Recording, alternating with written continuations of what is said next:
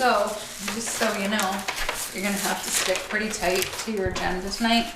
6:20, I have, or 6:15, I had a call dial in, so Pete Coffee, because because of one of the items, we're not gonna have a quorum, so I got Pete Coffee calling us in. So, he can hold tight on the phone, I guess, but I said to him, you can sit in your Barca lounger in Florida. But I said, we need help, Pete. He laughed. Alrighty. He was a good fella. Then I will call the meeting to order. And So let's see, we have, Visitors it's, appointments. yep, it's Elise Shan Baker. Is it Baker or Backer? Backer. Backer, sorry, and Samantha Dunn. come on up. I'm sure I pronounced it. Fast. Hello. Hi. So as I told you earlier, we got, I did give the select board the information in their packets about it. So, anyways, we've met. Yeah. Therese. Yeah. Ted Lyons, Peter Everman. Joel Woofer. Hi, and I'm Samantha Dunn. I'm a developer at Housing Vermont. And Elise Schanbacker, I'm the executive director at Addison County Community Trust. Who was here June a while back. So I kept getting confused with the Hope grant, and John made emailing Jean Montrose, and she's like, what? And I'm like, oh, right, sure, wrong you. I got the wrong person here. Hope owns Hunt Farm, right? And Yeah. Actor owns Pleasant, the old Mike Burke Right, and property. the connection is Samantha, because Housing Vermont is involved in both, and and Jean is going, I have to be there Monday night? I'm like, wait, wrong. So anyways, if you guys just want to hit the highlights, tell them what you're looking for, it's So great. we're here to talk about the Pleasant Hills property on Mountain Street. And the main thing that we're asking for, so Housing Vermont and ACCT are going to be redeveloping that project. Housing Vermont purchased the property directly from the Burkes in 2014 and have been operating the project as is, but it has a fair number of upgrades that it needs.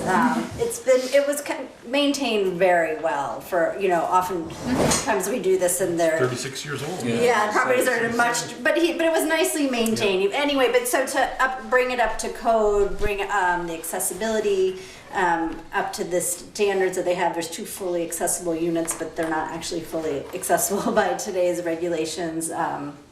And to do a fair amount of energy retrofitting to help with the ongoing operational costs of the facility, and then just updating, as you said, kitchens that are 37 years old, a boiler system, things like that. So we're just starting that process of redevelopment, and with all projects that we do, we have a lot of different funding sources that we use. We are planning to hoping to use an implementation plant from VCDP for this project, which obviously requires the participation of the town. It's a great way for the town to also be involved in these projects.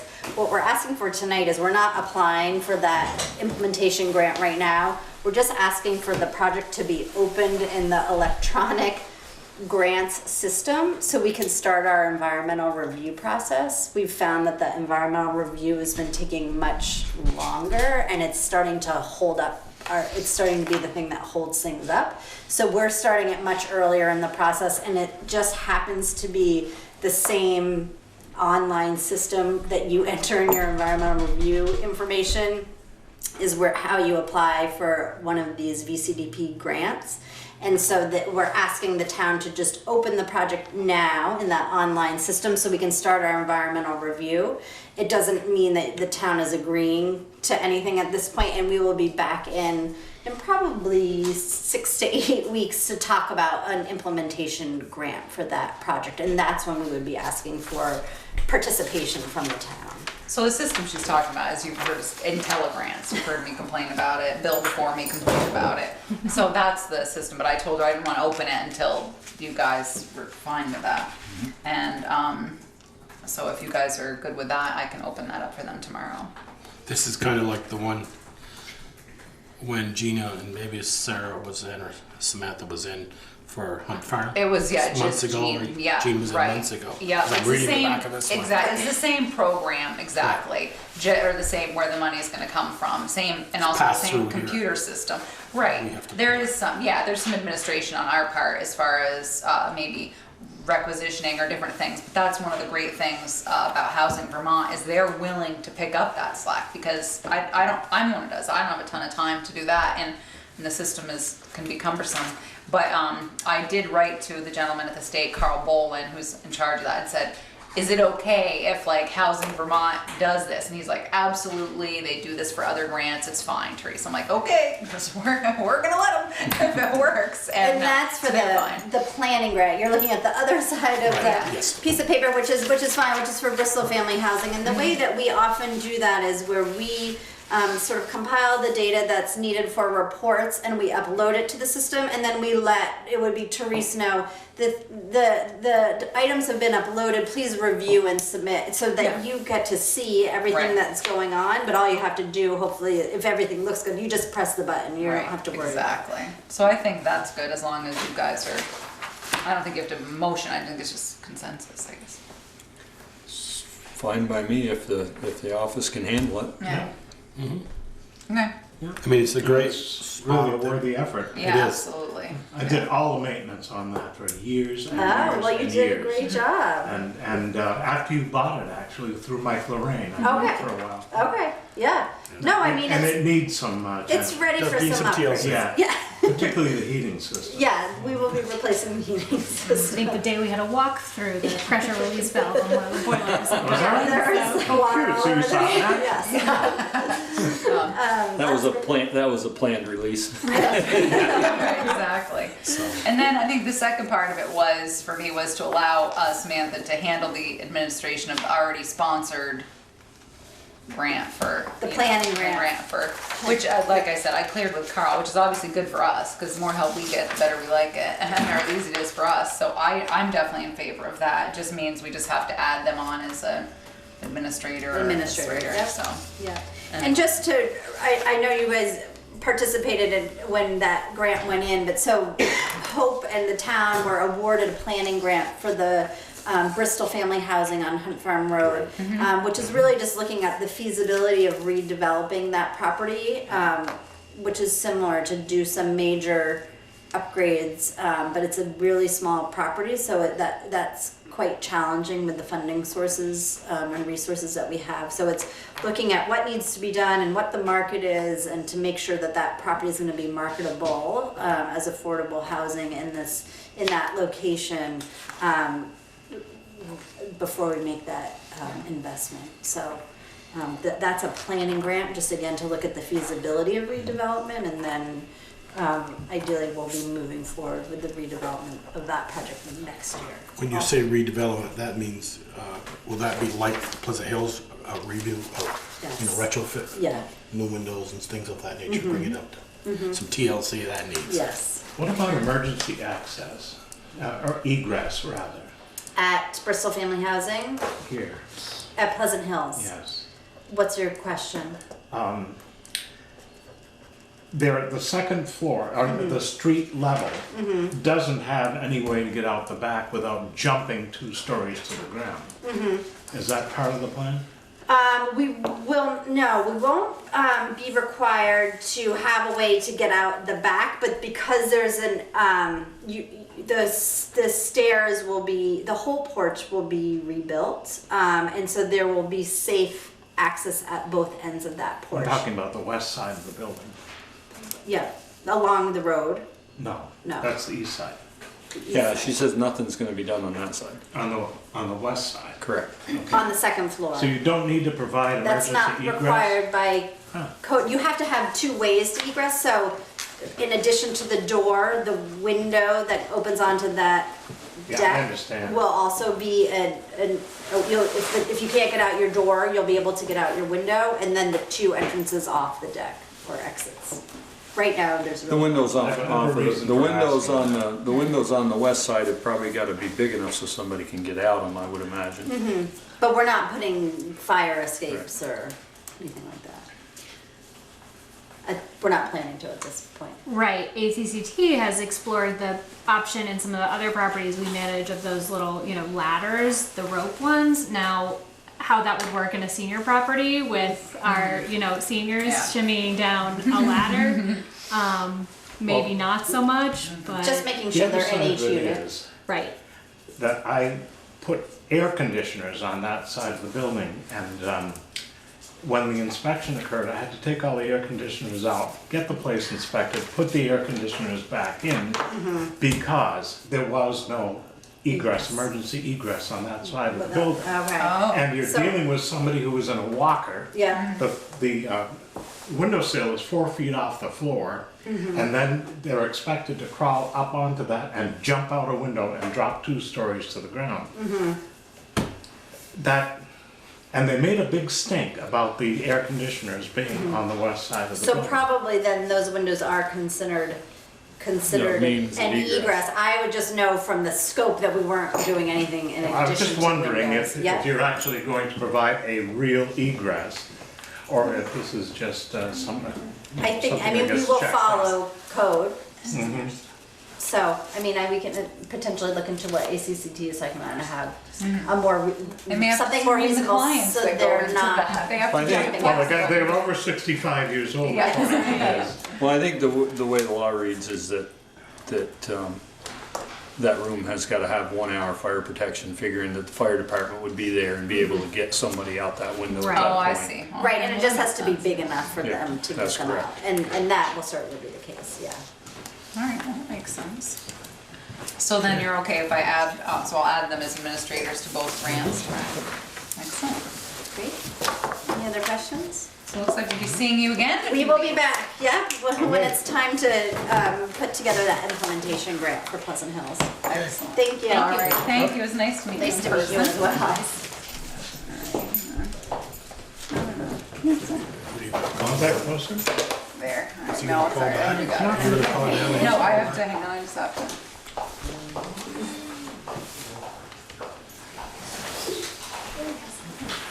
Please enter your participant or moderator code followed by the pound key. Your name followed by the pound key. Therese? You are the first participant in the conference. All right, there we go. Well, we'll turn him up so when he signs in, we'll hear him. It's the easiest way. We've tried it with cell phones and it doesn't work. So I text to Peter the information, saying, call this, here's your participant code, 620. And you know, Peter, it'll be 620. It will. I'm sure, but you can still start and then he can chime in. All right.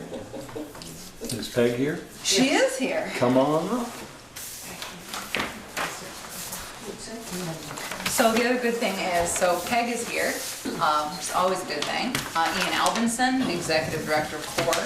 Carolyn Ashby, the President, well, something like that, CORE. Sue Kavanaugh is here from the PC, and so is Katie Ray-Kruppmeyer. Hello. Hi there. Oh, we knew you'd be on time. God bless you. Of course I am. It's not like they're counting on me to make a call on time. I'm standing outside at the ocean. All right, rub it in. Rub it in. Yeah, you can hear. Yeah, we are too. Yeah. We're watching those snowflakes fall down. But anyways, so as I explained prior, Peter has a conflict, so it's you, Ted, and Joel, and Peg Kamens has joined us at the table. Did you get the packet I scanned you? Yes, I did. Awesome. All right, so we'll start. Good. And I'll just referee. That's right, and let us know if you can't hear. Okay. All right, go ahead. Hi, thanks for, Okay. thanks for making You can time sit for us over here tonight. if you want, so maybe Okay, he sure. can hear you better. I made notes for myself. I've been traveling, I'm quite tired, so notes would be helpful. There you go. I just want to start, Ann was kind enough to give me these two pieces of, these two maps I think will be helpful for you to look at. This is a map of the district as it stands now. I'm sorry I can't show this to you, Peter, but to trust me on this one. So you can see the district goes up North Street, it goes, I think, by the Terracin building. Yep. And then it goes down by the park and then cuts through our building and then goes back up again like that. Yep. I can't hear Peg. Okay, I'm so sorry. basically she's just outlining where the current district is, that right now, the current downtown designation, you know, goes, around, it includes Yeah. Shaw's and Rite Aid and across the street. I read all that. Yep, there you go. Right, and this is the expanded district. And she's just showing us a map of the expanded district. Basically, it's just including her property. It includes our property, so it Okay. extends, as you can see, it just includes just this little piece. Yep. Right over here. So Okay, it actually conforms pretty well with the existing lawn on North Street. It just, you know, kind of right across the street. so the question was, so you want the select board to expand the downtown designation so that you can that you can apply for a grant to offset the cost to restore what we call the old Pev Peak House. Right, it's for, it's actually for tax credits. For tax credits, okay. And do you know how much, I mean, I've heard several estimates, but no number. The number that struck me last time as I was sort of adding up the different components. Yeah. Is about $40,000, So which is, about 40,000 in tax credits. right. And how does that work? Just so you can explain to everybody, is it because do you get so much per item that you do? Like if you put in fire sprinklers, do you get X? Like how does that work? Yeah, so what, I think the way that they do it is they, for certain things, they give you 50% of your cost. Uh-huh. And so that would include wheelchair accessible ramp, widening the door to the kitchen so that the ramp would come, you know, would be, the door is also wheelchair accessible. Yep. Creating a wheelchair accessible bathroom downstairs. Upgrading the electricity, so, sounds like the ocean is talking. It would upgrade the electrical system in the building so it conforms to the code. The sprinkler system, that's the most important and biggest ticket item for fire safety. Those are all at 50% Okay. reimbursement, but there's So- one Hang more on, important. sorry. yeah. Just Peter, did you hear that? So sprinkler system, handicap accessibility, expanding doorways. She gets tax credits, and for those items, she gets 50% of it. Right. I think for you all, one of the most important features might be painting the exterior of the building and fixing the front porch. Oh, nice. And that, we don't have that in our budget now. They would give us 25% of that, of those, the funds cost. And my impression from, I asked the builder how much he thought that would cost. I think he thought 15 to 20,000 for painting, about 5,000 to 10,000 to repair some funky pieces, you know, Yeah. things that need to be fixed before they can be painted, and about 2,500, 5,000 to fix the porch. So she gets 25% for painting of the cost of painting the outside and upgrading the porch, which is something that they want to do as well. Yep, Right. So, and that only can be done with the downtown designation. that's correct. Is that correct? Yes. Well, wait a Okay. minute. Wait a minute. No, you can do that, but you don't get any money to do that. Right. She only gets the That's tax correct. credits Right. if she goes, Right. right. But I didn't, Oh, okay. I mean, he's asked, so you Okay. can't do that. You Yeah, can right. do that She can work, do but it's the all work. on your own if you don't get the Yeah, tax exactly. She can designation. do all the work she wants, that's right. And, but yeah, this is the that only way clear. she's getting the tax credits, so yes, that's right. So, just for full disclosure, you were aware of this before. what I was aware of was that, I can't, you know, I don't want to tell you I know the exact timing of No, this. no, 'cause I this was- know. No, it's yeah, fine. But what I remember was we had talked to Ian, I think it might have been even in the spring or summer. Uh-huh. We've talked to him in the past about when you were reconsidering how to define the district, because I think you were you're having it resubmitted. He'd asked us about it, and we didn't know. You know, it was like, I don't know, maybe yes. We just hadn't thought about it. It was not the most important thing on our to-do list. But it was only after we already started construction and I sort of I got that I understood about this pot of money that might be available. Okay.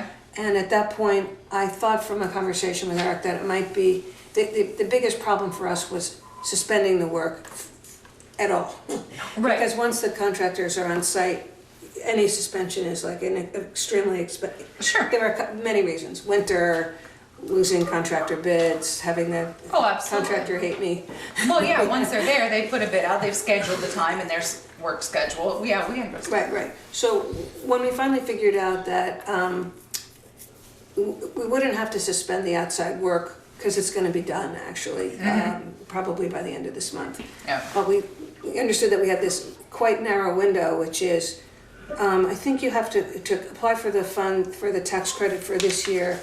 We would have to, we have to finish the work before June, is what the people told me. And we need to do the work before the workmen leave the site. You know, we have, especially I think this is affected with the plumbers and the electricians and what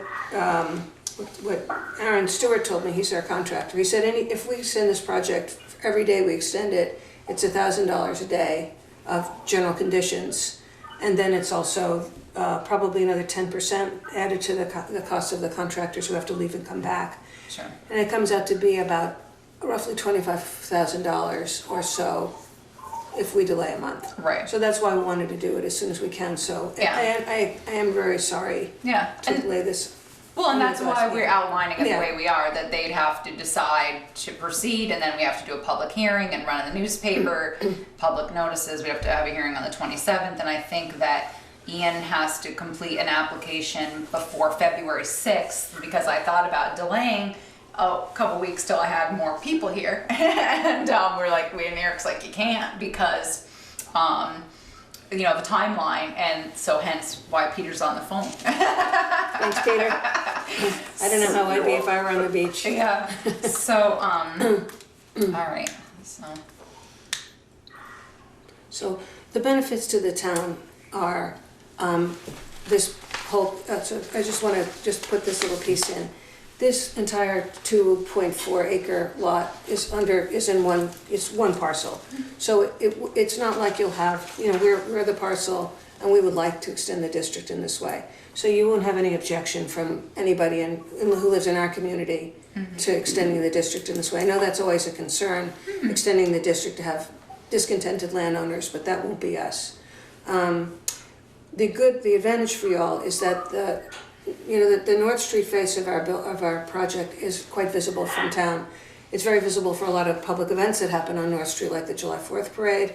It's very visible from the, you know.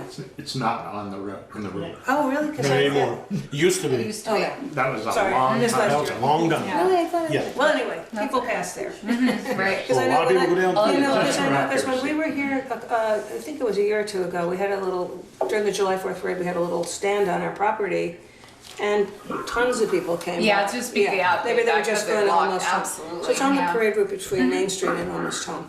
Yeah, yeah. So you know that the process, if the select board agrees to increase the downtown, then it does put onus on, you know, people that buy the units, in the sense that if they want to change a door to a window or this and that, it's an extra fee for them, which is great for us, but it's an extra process for them.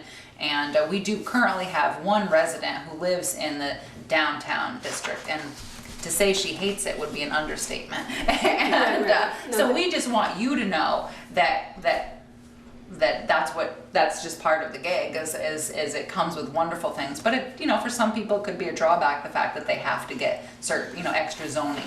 But we understand that. Just want to make sure. Yeah, Good. and you know, the preservation of those buildings was an important goal for us. Absolutely. And I think you can tell that from the Oh, story sure. there. So Yeah. that's not a problem. We Okay, wouldn't good. want to do something that would change the features of that. Yeah. those No, we just want to make buildings. sure you Sure, yeah. understand that too, so that when you know what I mean, because Sure, some of people course. complain it can be onerous, so and it's not super, I don't think it is, but we just want to make sure you know that, so. Yeah, definitely. You know what you're agreeing to. Right, understand. So, Now, is it my impression you must have already sold some units? Yes. And were they, I'm going to try to speak up so Peter can hear, are those units sold, and were they told that we're not in the designation district? So back to Teresa's question is, you know, if they come back and said, I want to change this bay window to a angle bay, and they got to go through, and they say, oh, we weren't told when we bought the units that they were in the downtown designation district. Should we, as a board, I'm just throwing this out, Sure. now that you say Bristol Bristol, whatever, Bristol Co-house. Village Co-housing. Bristol Village Co-housing wants this in, but you own the land, but not the units that are going to be Well, affected by. currently they own everything. Well, some of the units are sold, correct? No, they aren't sold, they're On reserved. contract. Right, Right. so basically that, that was one of my questions, and I hashed it out, and Eric and I were talking about it, we decided basically that becomes Peg's problem. If she's pre-sold them and now they're unhappy once she discloses it, you know what because that was my question. Well, it's called throwing somebody under the bus. Peg can say, the board voted for it to put us in the Well, designation. Well, we'll make I mean, I'm sure saying that Tasha she puts would. this No, in the minutes. I don't know her, but I'm just saying that Yeah. the people bought those with the understanding that they weren't in the district. Yeah, no, I know. Or maybe they don't know they I think were or most not. people- I don't had the care. same question, and that was my question. We had this back and forth. Actually, I think it was Eric Ford and I, and we're talking about it. We're kind of come to the realization that, yeah, and we can always put that in the minute, make sure Tasha writes that down. That if it comes back, it's Peg's problem because she's currently the owner. Right, and So, but I had the same question. The people in the community voted to pursue this tax credit. Oh, great! Yeah, so that, Okay, that's, okay. So Write that down, Tasha. you People in the have, community. all the people who have the contract to buy these are in agreement to enter into the downtown designation district. That's the great. member meeting agreed. Okay. Yeah, we go for it. And if Okay. they want to make modifications, they still can. It's just the path for that is a lot longer. Understood. Understood. They want to put a fence up between two. Or, as you said, change an angle A to it. Yeah. What are the implications to the town as far as sewer? And I know you have your own sewer. I'm curious if something happens to the sewer, we don't have the capacity. They'd have to do the same because we don't have town-wide sewer. They'd have to deal with it on site just like anybody else. Just there's no. Then stop me, Ian, if you can think of it. The only implications to the Just to the town buildings. would be just the zoning. I can't think of anything else. It's just the design review district. Yeah, and if their zoning, if their septic fails, it fails. That's just, they've got the same problem anybody else in Bristol would be. They'd have to do a replacement system. Because some of We're not these, obligated to provide them anything. Okay, because I know, Yeah. some of them are in the district, That's a sewer good district, question. right. that are also, but not all. Right, but yeah, Can't that's a take good them off. question. We'd love to take them off if we could, but we Yeah. can't. Well, that was my concern. We don't have the capacity, and if we were, I just want to say that it's a condo arrangement, so the outside of the buildings are owned by the community. They're not owned individually. Owned by the cohesive community. Okay.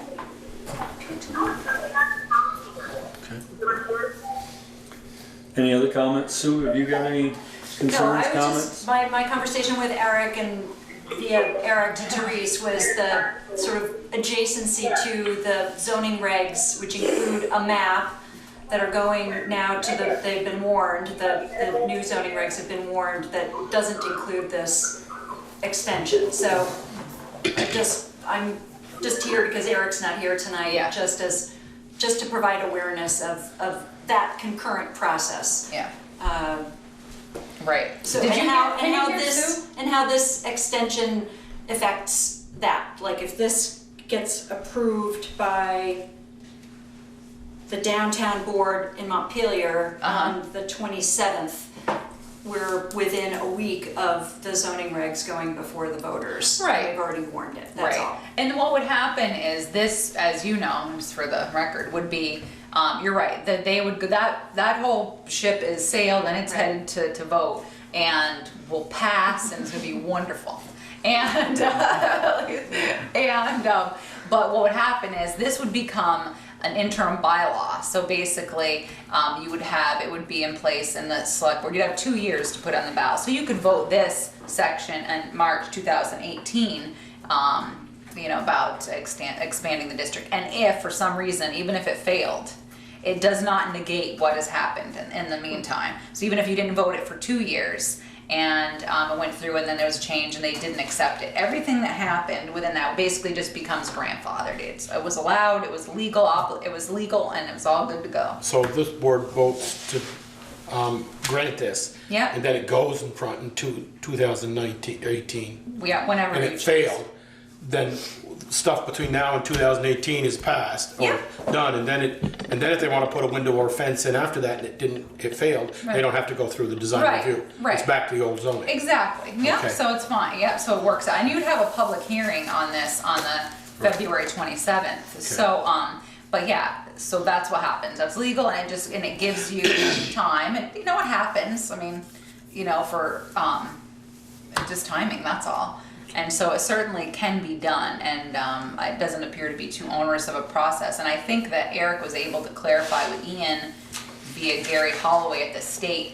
Is it do you just have to send a letter basically, Yeah, Ian? It's the not a huge town- application. The town sends the letter. The Okay. town is really applying for that, is Okay. saying that this district has enlarged by this much, Mm-hmm. and then that gets sent to the state, and then the board looks at that and then approves. So essentially, you're enlarging the design review zone Yep. to include and saying these are the stipulations within this, and then the downtown district gets approved and then matches that by the state. So it's not an onerous, like we were afraid it was a big application that you'd have to do it, No, but it's not. It's No, just not according to Gary. It's just Yeah. an email, and a letter, just with details. Essentially, what we've talked about here Okay. tonight. But it requires you to act tonight. Right. Oh, just yes, to it be able does. to get the Correct. timing. Exactly. Yes. That's Yes, yep. right. Yep. You know, I don't recall a townwide vote on the expansion of the district last time when we included the trading post.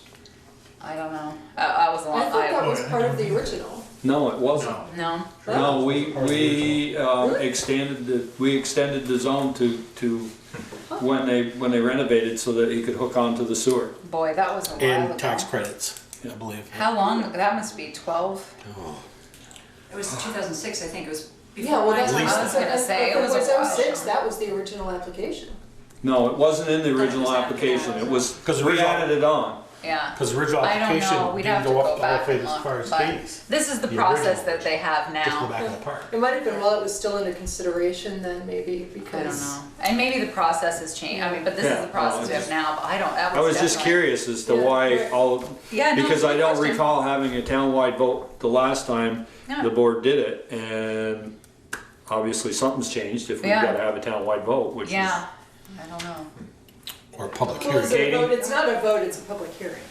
Well, but No, what he's they're saying saying is is it's after an the fact. interim After the bylaws. fact, Yeah. got it, got it. Katie's got a, Okay, I just want to clarify that I'm actually speaking as a representative for the co-housing, not as a planning commission member at this moment. But I've been working with these guys for a long time. And I wanted to just make a couple comments on sort of the benefits, even though a lot of them are obvious, but the benefits to the town. And in working with them through the permitting process, a lot of the complaints were, a lot of the concerns were, what is it gonna look like? Are the fences, you know, is it gonna look like, you know, it has forever and ever? And concerned about losing that little piece of history and that character. So, in a way, this is a way to ensure that that stays like that. And I think that that would be something that people in the community would be happy to hear. Also, it will carry on depending on who the owner, if it changes hands, so that, but these are obvious, I'm just making a point of them, and also to really help with the Peak House in terms of, I look at it unpainted all the time too. Yeah. So I just wanted to just reinforce that, so. I have a question for Sue here. Yep. Sue, as the board chair of the planning commission, I know you guys are, one of your kind of, I won't call it a pet peeve, but you hate spot zoning. Is this, I'm not speaking on behalf of the planning commission, I can't, I know because you're the this only topic one. hasn't come before us, and it won't.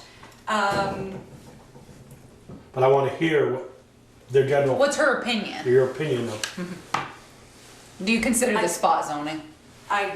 I can't speak on behalf of the planning commission. I hadn't considered it personally as that. I'm not here to express a concern personally. My only concern or interest is in not doing anything to change the direction of the current zoning regs document that is going before the Yeah. voters. That is strictly Yeah. why I'm here. Which I Just to don't make think sure it will, it's- because, I don't either. you know, because it's such a, you know, no I don't offense, see but this how many as people spot read our zoning any minutes? more than the trading post. Yeah. It's an overlay. no, you're right, It's an Ted. that's- overlay, and it's not It's an overlay, a zoning district. Peter, do you have any questions? Sorry, I had to go off the mute. No, I don't. Okay. So what do we need a motion to allow them to become part of the downtown designation, or? Let me see, I think what we need to do is you need to decide if we should proceed.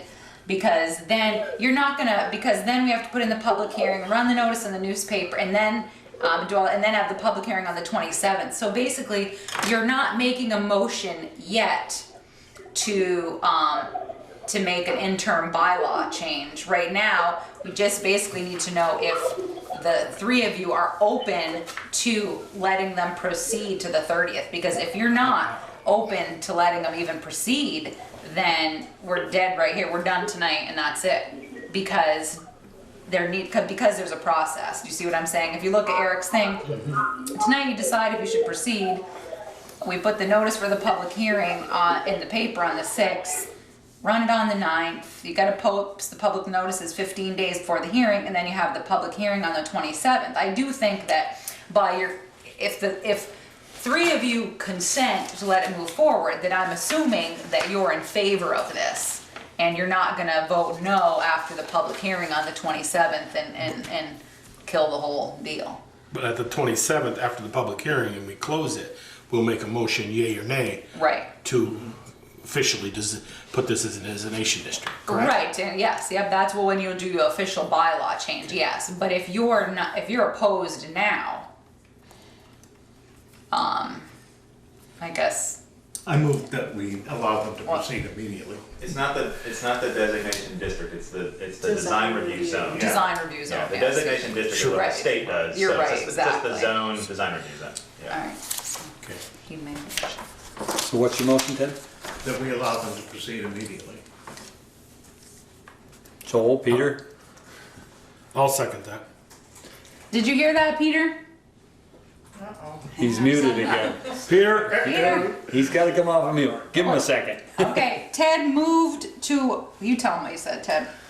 I move that we allow them to proceed immediately. And Joel seconded. Okay. Any further discussion? Hearing none, all those in favor signify by saying aye.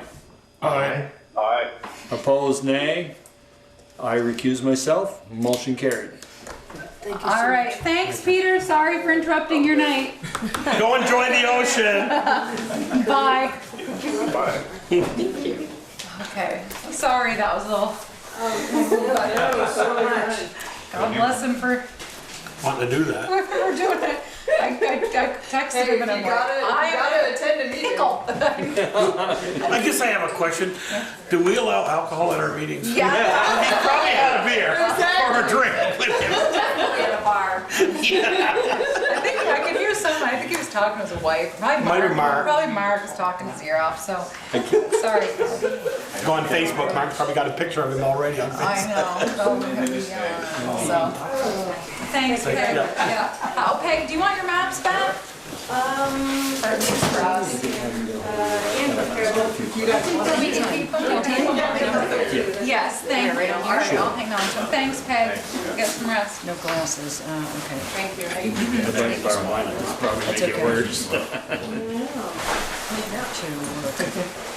That's too easy. So, here's home tonight. Kevin, come on up. So Peter's gonna tell you too. All right. Let's get started. So good as. How's that?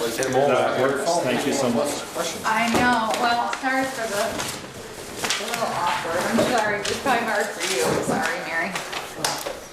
All right, so Kevin is here to discuss the MOU with Mount Abe and the timeline for informing voters of the March 2018 vote to go townwide, discussion of cruiser location when not scheduled to be on call. So we'll start with the MOU. So I had Therese provided me with the copy of the MOU with notes listed in here, and there was a note just after 1.1 in the MOU.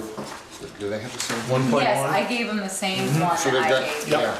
That Peter Coffey had put notes on around So you it. don't feel BPD can legally tell the school anything about a minor that did not occur on the school property unless there was a safety risk to to the student in the school. Peter wants Kevin to clarify the law regarding juveniles. Michelle texted me earlier, so she must have been reading on the plane, so she said the same thing. She should just add to it. She said she feels the school could get that information from the court if they want it. She said she didn't think. She said clarify with Kevin about juveniles because she didn't think you should tell him either. So. I don't know if he's reading that from 1.1, where it says all school staff members are under the obligation to report. That section does not apply to us, it applies to staff members at the school. Okay. But in cases where we've encountered students in a situation that could affect... I think it's 1.10. 1.10. Or no, it's not. It's 1.11. In cases off campus where ANSU students have been found in possession of drugs or alcohol, and BPD is aware of it, the name of the student and the circumstances of the possession will be brought to the attention of the principal or designee. So I should have put my note after 1.11. So that's where Peter and Michelle. Yeah, in cases, and this has been done in the past and continues to be done, in cases that relate to school safety. Right. We can share that information with the school. It may be a kid who is using drugs. They need to be aware so they keep that student safe. It may be a case where they're playing school sports or they're operating the driver's ed vehicle.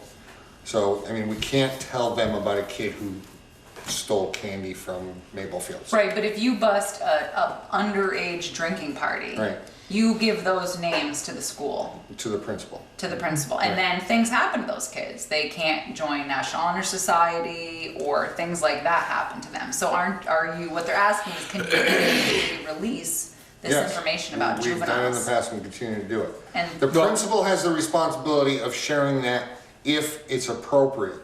We don't know if there's an issue where they may have an IEP, where that may come into play, where they're involved with school sports and they don't want that person to get injured because they're using drugs, or they're driving a driver's ed vehicle and have to go out in public. Okay. I'm just asking because that's their question. I have a question, Kevin. You said, yeah, we've done it in the past. Mm-hmm. But is it, I don't know if we're debating whether you've done it in the past or not, whether, is it legal? Yes, we've reviewed this process with the state's attorney. Is it legal you can do that? So you break up a Saturday night drinking party, underage drinking party. That's why we would contact the principal. The principal would make a determination whether or not it needs to be shared with a driver's ed instructor or something like that. Okay, thanks. The next one I saw,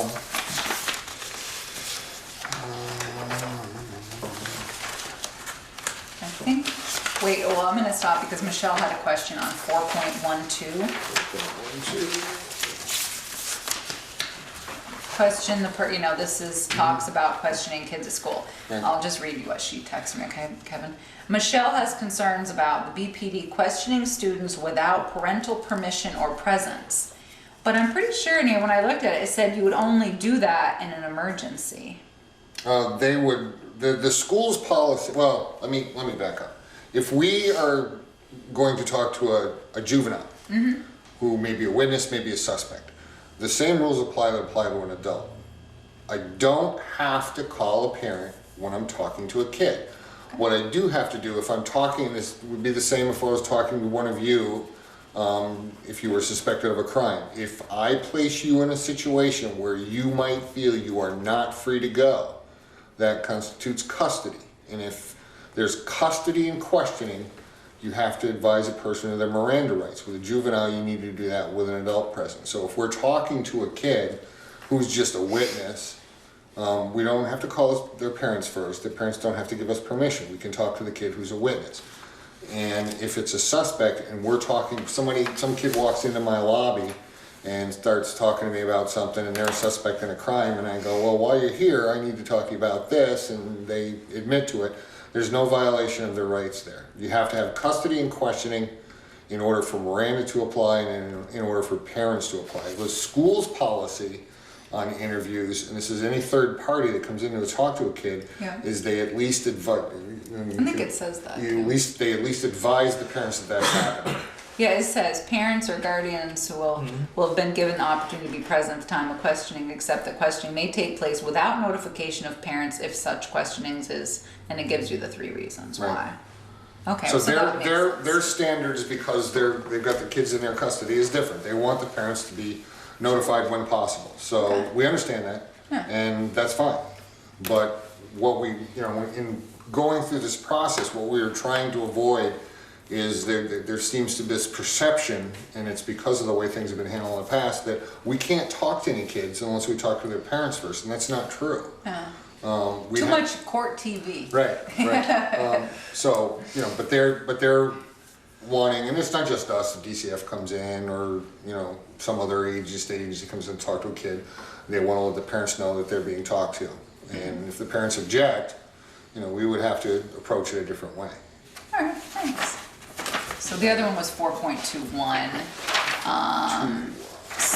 It says, the highlighted portion was school Right. employees and administrators shall not be responsible for determining whether search and seizure activities carried out by law enforcement officials at the school comply with state or federal law. Right. And Peter, I will tell you, I'm going to preface this because Peter said he's been out of the principal business for a while.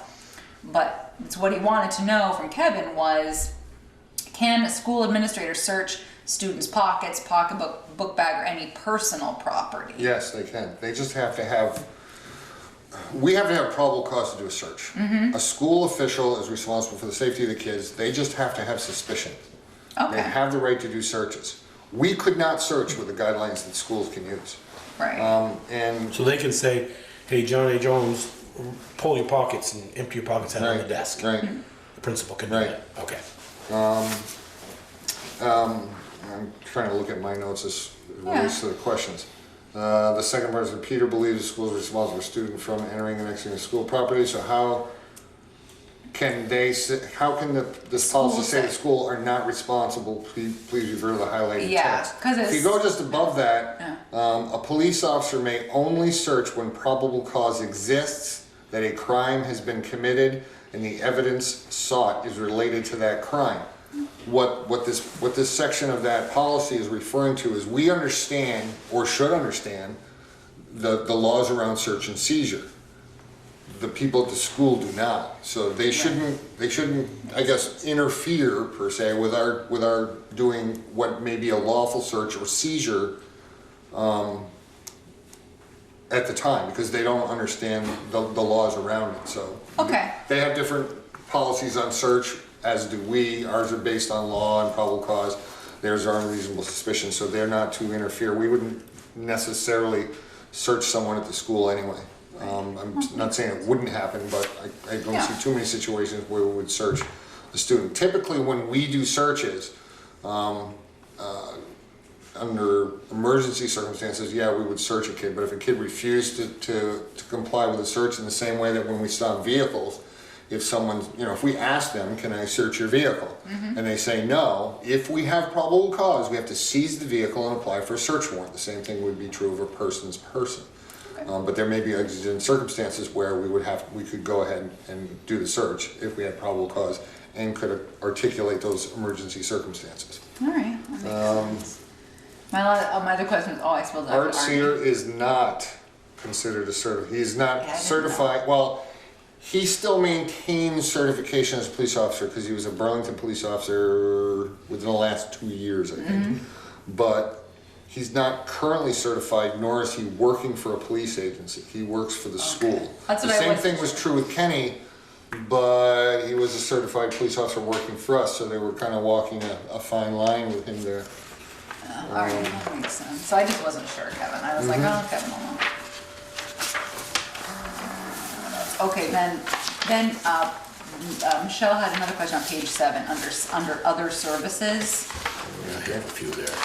So 6.5, truancy. Bristol Police will act as a truant officer for all ANESU schools. Right. So her concern at first was, she was saying, all right, well, I don't, and this is the same thing, I think, and underneath it said the same thing that Peter Coffey said. He was okay, but he did not want officers being paid by ANSU and BPD, so there's no double dipping. We wouldn't be.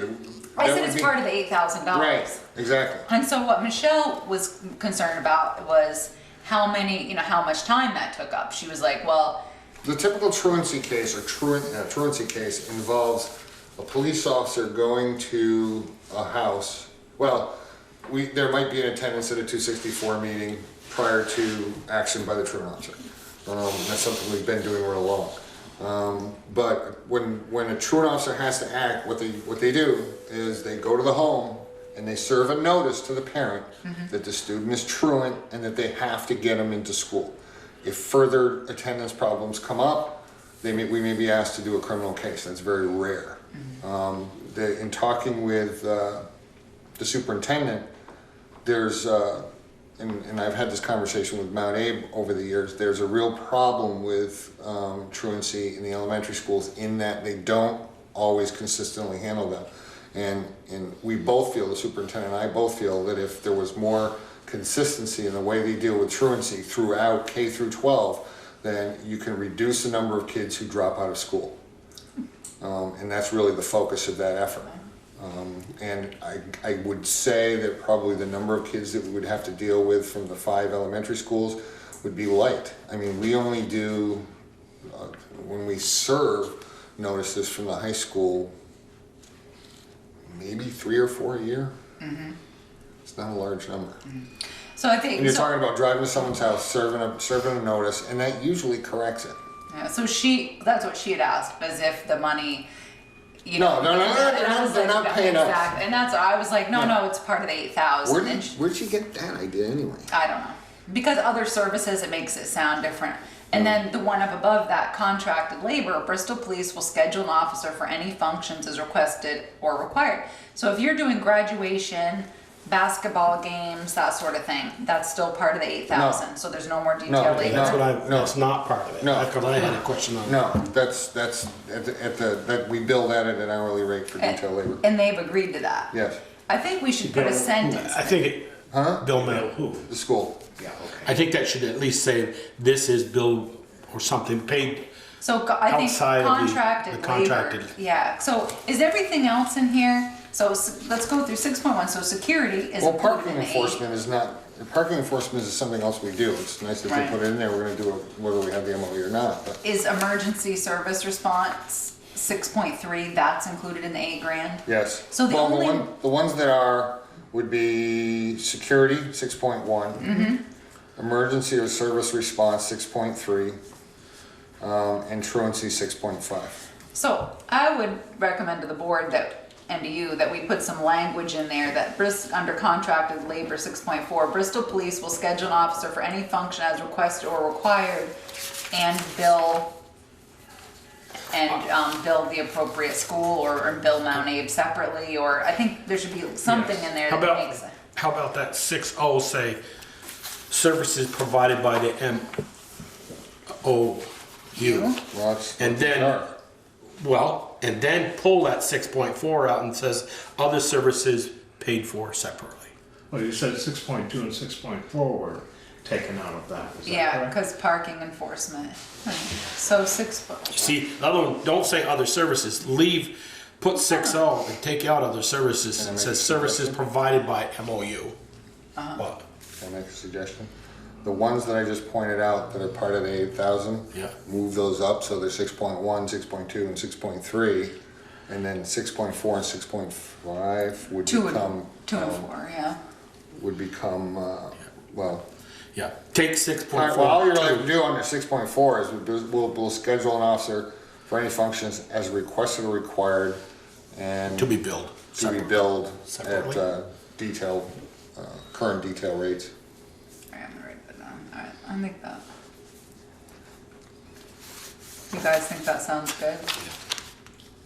And that should also apply to 6.2 as well, right? 6.2. They don't get paid for that. You don't get paid for that? We don't bill them for that. If we go over there to check. But if you get a parking violation, there's revenue from the parking ticket. Right, the revenue from the parking ticket comes to PD, not the. Right. Well, should that be called out then? That there is no charge for that service? It's a service we provide, but we provide it to the entire town, so I don't know if it really even needs to be in there. Okay. I'd like to just throw, You could remove it. other services, just say services provided by Periodic checks for the campus review. MOU, and then. It doesn't bother me either way, I mean, Yeah. I understand what you're saying, I mean, since, you know, And we'll take appropriate I action. think 6.4 probably doesn't hurt to have some language in there that this is billed at the hourly rate of the officer. Yeah, I think so. And 6.2 is, I mean, it sounds like it's self-explanatory. I mean, it is a service you're providing them. Maybe they're just not paying you for it. So you could maybe add. And then I'm sure Kevin, you'll come up with something. this, I believe in the back here says that this will be reviewed annually. So that's where I would just I guess it's 6.5 now, it may become 6.3, truancy. Oh wait, it's covered in 8.1. All right, let's look.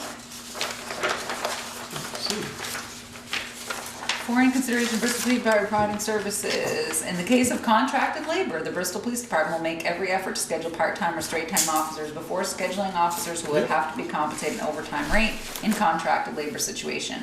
Charges for services will be reviewed and increases reviewed, presented in sufficient time to permit proper budgeting. So, So you really don't need to change any of it. It's covered in 8.1.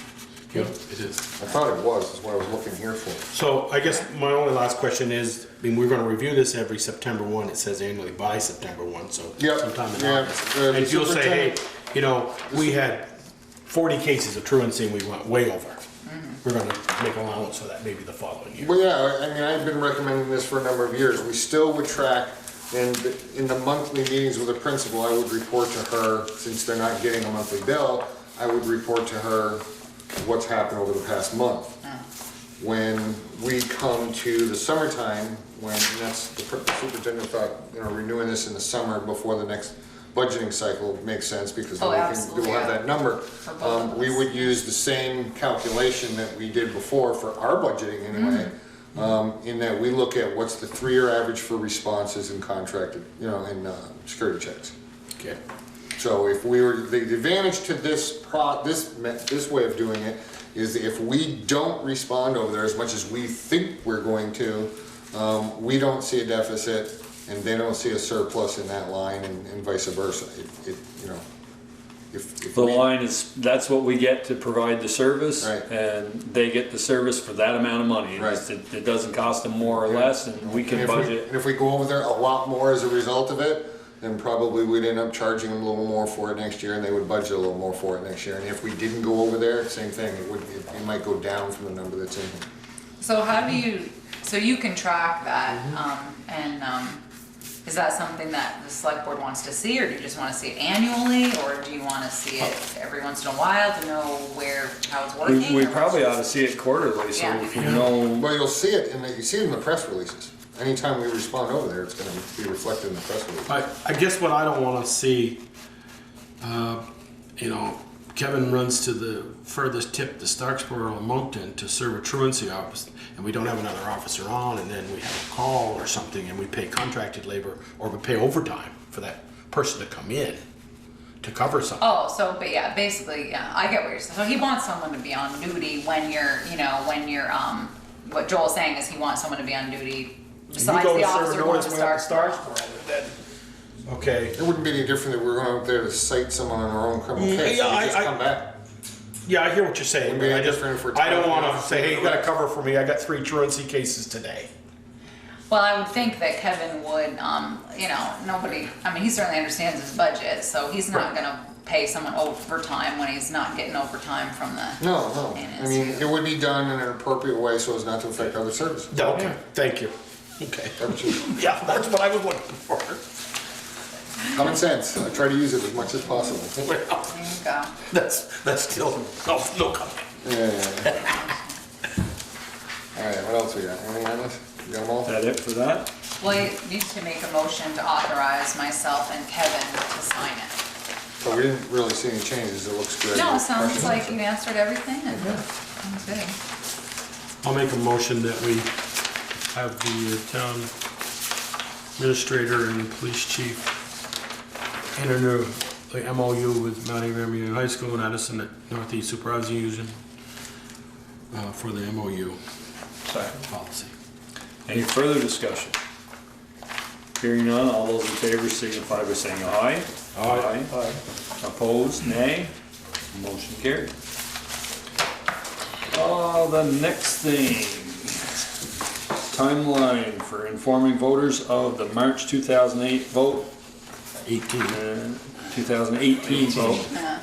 to go townwide and discuss, yeah. So I had mentioned to you after Kevin and I had spoken that we'd met and that, so your plan was to come back to the board in March, right?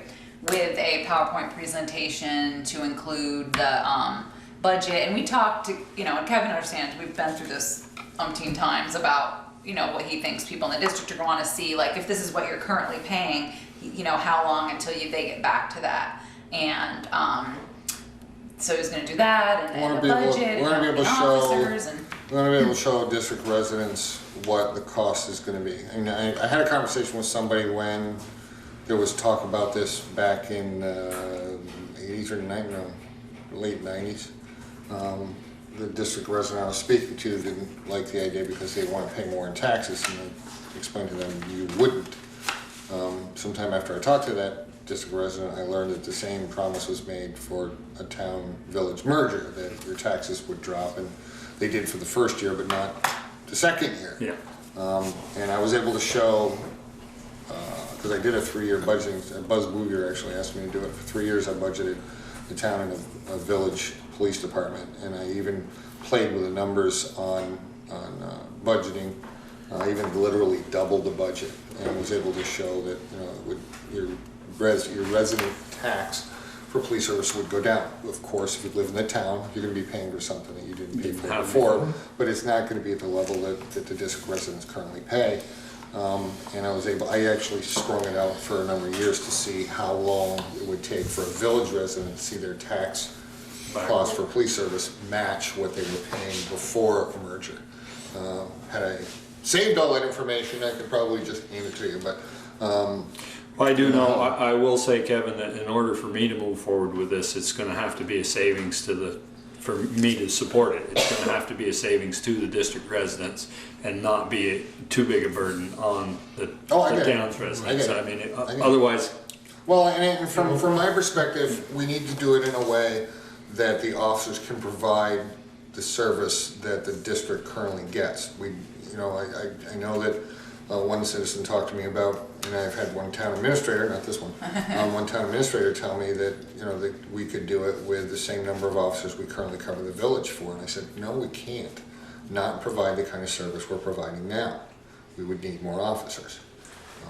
Well, I think part of that I think your SEL is going to be, I believe the district residents right now know their taxes are going to go down, but I think the SEL is going to be, what are the people who don't pay for anything right now, police service, should say, out in the town? What are they getting for it? Well, that's what's the cost, and what am I getting that's the other thing that I don't get from the state police now? What services we currently provide that we would provide to the town that they do not get from the state police. And Which is nothing. I mean, I'm a town resident.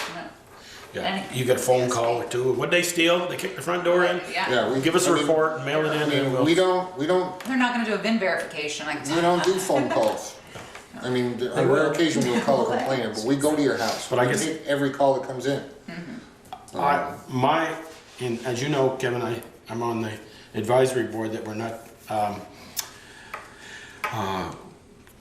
had not seen anything yet. I hope you'd get them involved. I think they're a group that could flush out things and stand with you. Stand with you and your officers at those public hearings and going, he's vetted it with us. They have, and with the board. And I think that's one of the reasons that former board started that police advisory, to take some of the stuff off the 5-member board and the administrator.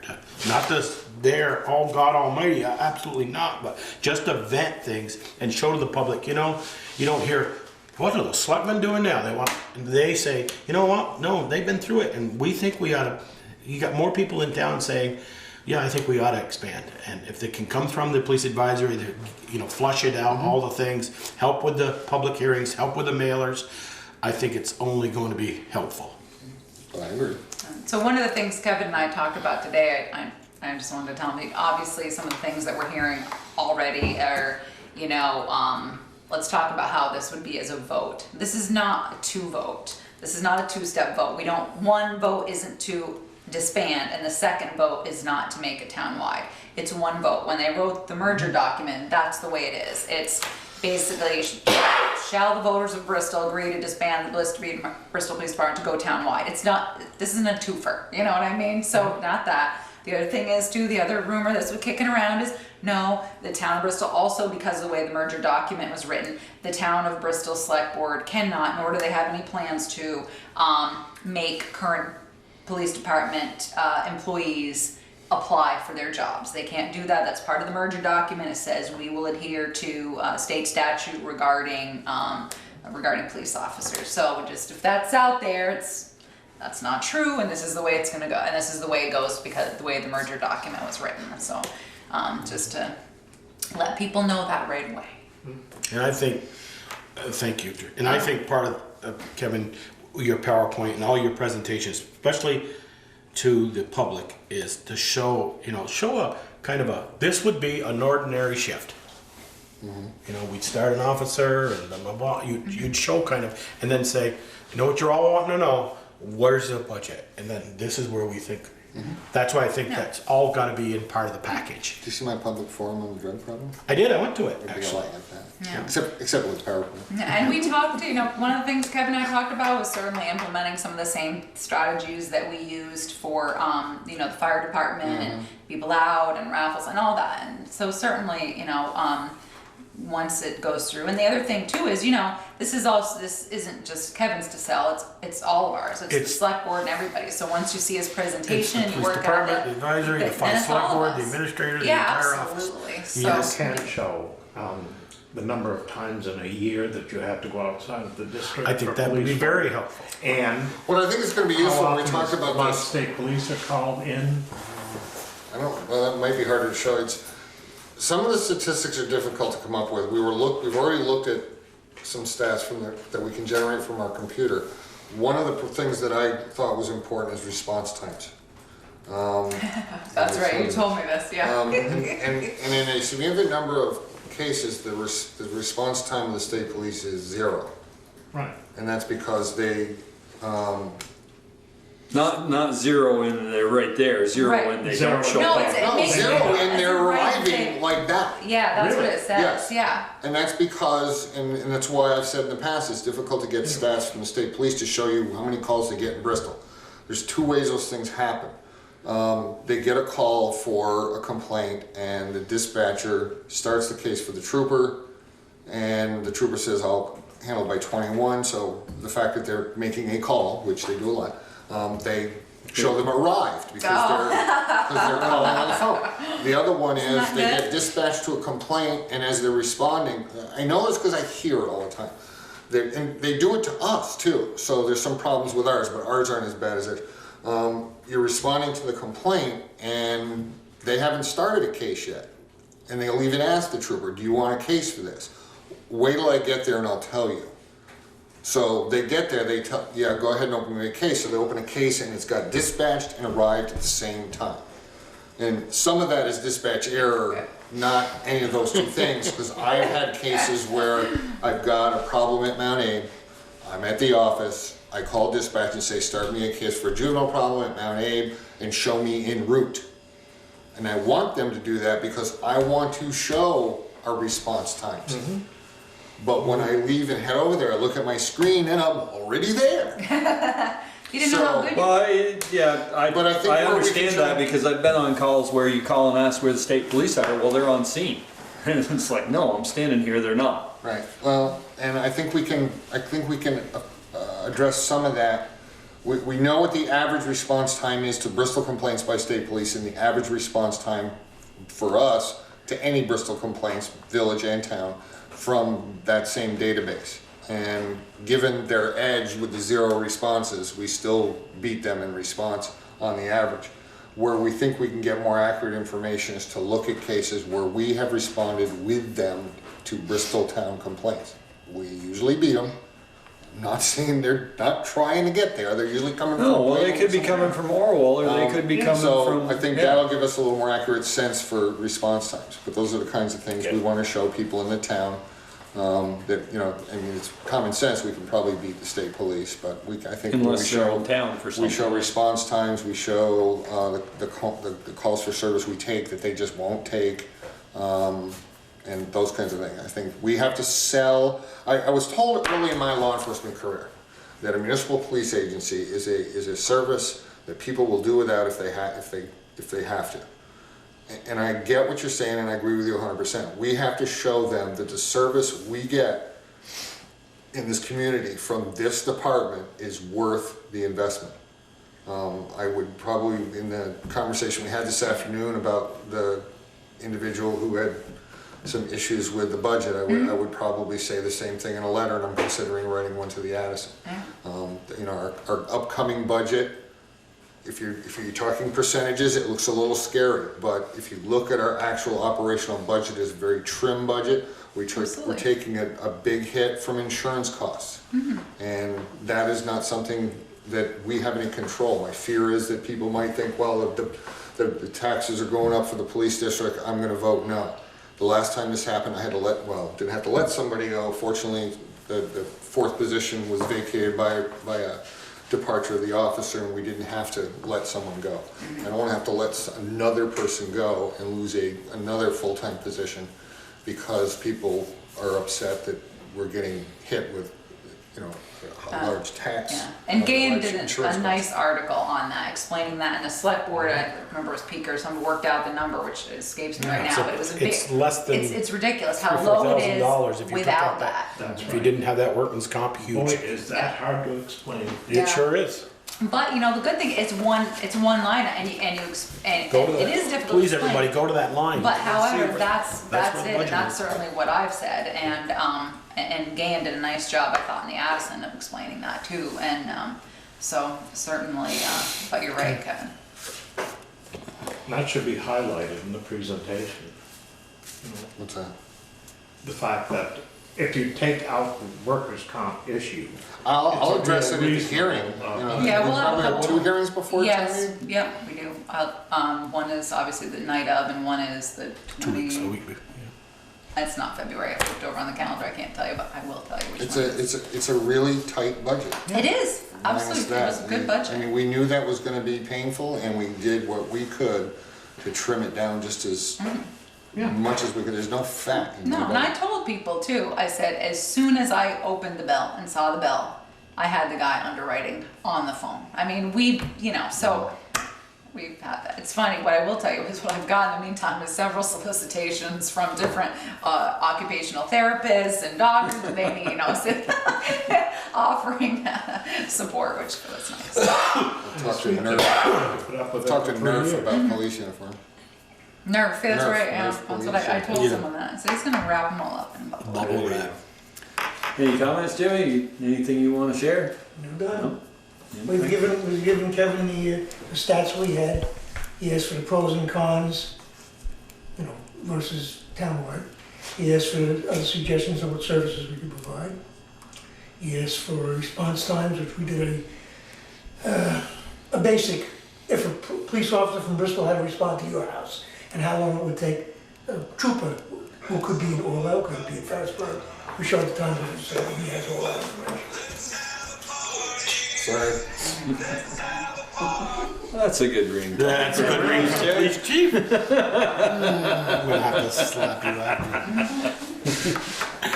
My wife when I get home. All right, are we ready to move on? Next item on yours is discussion of cruiser location when not scheduled to be on call. And I think this stems from Josh getting hurt. Right. And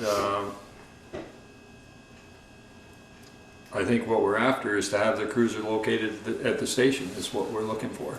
I understand what you're saying. I don't think that's appropriate, nor am I gonna do it. You're asking me as the police chief to direct and control the police department.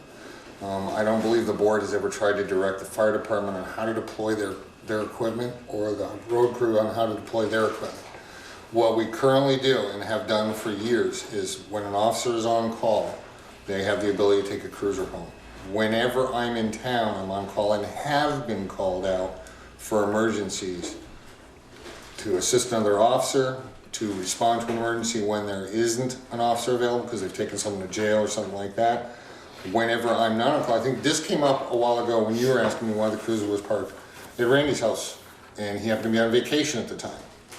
And I gave some thought to that, and it didn't make sense when an officer's on vacation for a cruiser to be parked in his driveway. But we've always had officers take cars home when they're on call, and it's my expectation that their driveway is plowed, sanded, and made safe for the cruiser to get in and out.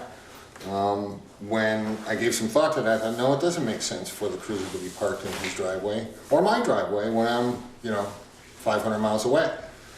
So I instructed that that car be parked at the office unless someone is on call, and then they could take it home while they're on call. I've asked that it be plugged in when it's at home because there's certain items in it that are powered hot all the time. If you leave it sit for too long, the battery goes dead. Yeah. Whenever I've gone on vacation and gone away, I've parked my car at the office. But anytime I'm home, whether I'm on call or off duty, I'm on call. I get called out probably more when I'm not on call than when I am on call.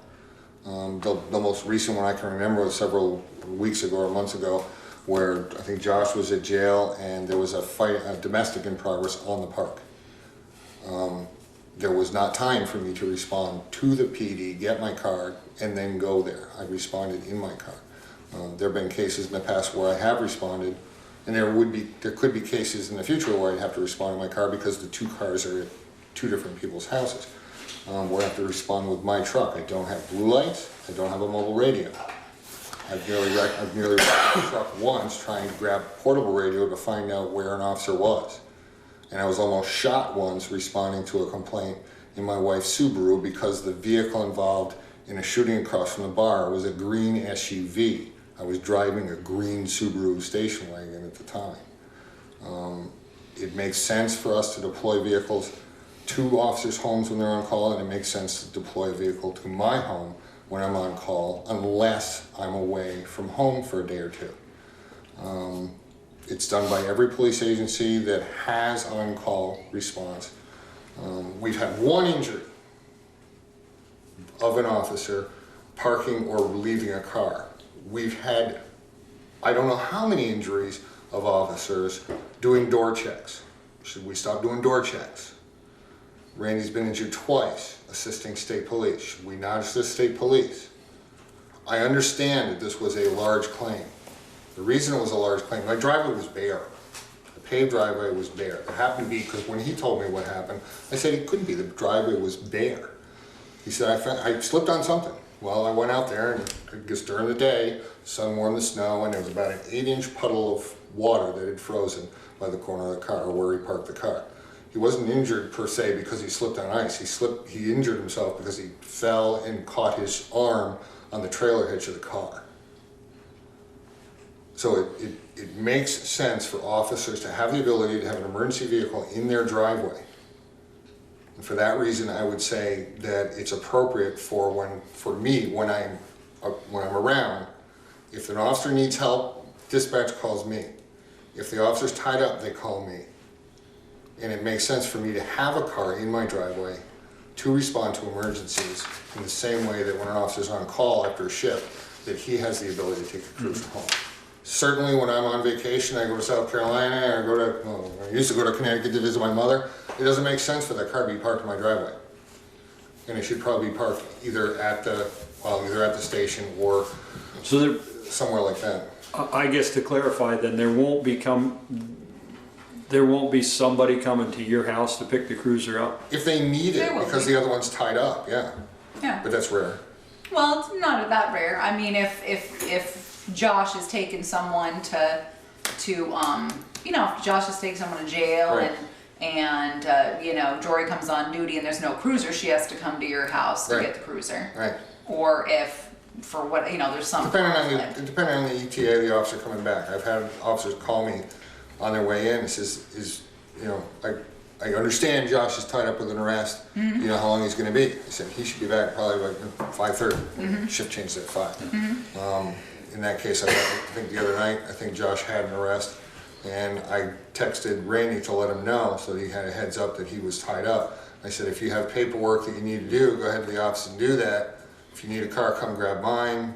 He should be back by 6 or so. Yeah. He ended up going to the office and doing some paperwork, which he needed to do anyway, and then got into the utility. But yeah, there would be times sometimes where they would come. But it wouldn't be as regular as what it was before, or it would. No, it wouldn't be as often as it was before. Why is it different now than it was before? Well, frankly, everyone likes to drive the utility. So all the mileage is going on the new car. Well, when we had the 06 Impala, they drove my car a lot. The guys tend to feel more comfortable in a newer car with its, less issues with it. When it becomes a clunker, I mean, there's nothing. Did they give it to you? There's nothing wrong with my car, but I don't notice it because I drive it all the time. But when I drove the 06, the last time we had it, the steering was like to keep it on the road, But if you drive it all the time, you're used to it. Can you light your pipe at the same time? There you go. And and as far as too, just bringing, you mentioned the road grooming. Peter is on call 24/7, and he does report to. He leaves all the town vehicles at the town barn. Well, because you brought that. As I said to you the other day, the officer that runs the tanker or the engine doesn't park it at his house for one reason, because it's too damn big, and it's got a big tank of water in it that would freeze. Right. And the rescue squad doesn't park the squad in their driveway when they have someone on call, because it's too big for their driveway and all their IV fluids would freeze. Right. My car has a mobile radio that I can communicate with. When I've tried in the past to use my own car to respond, or when on rare occasion I have to use my own car, more often than not, I cannot communicate on a radio because they can't hear my portable. I don't have an MDC lock or a place to put my computer in my car so that I can get data off of that.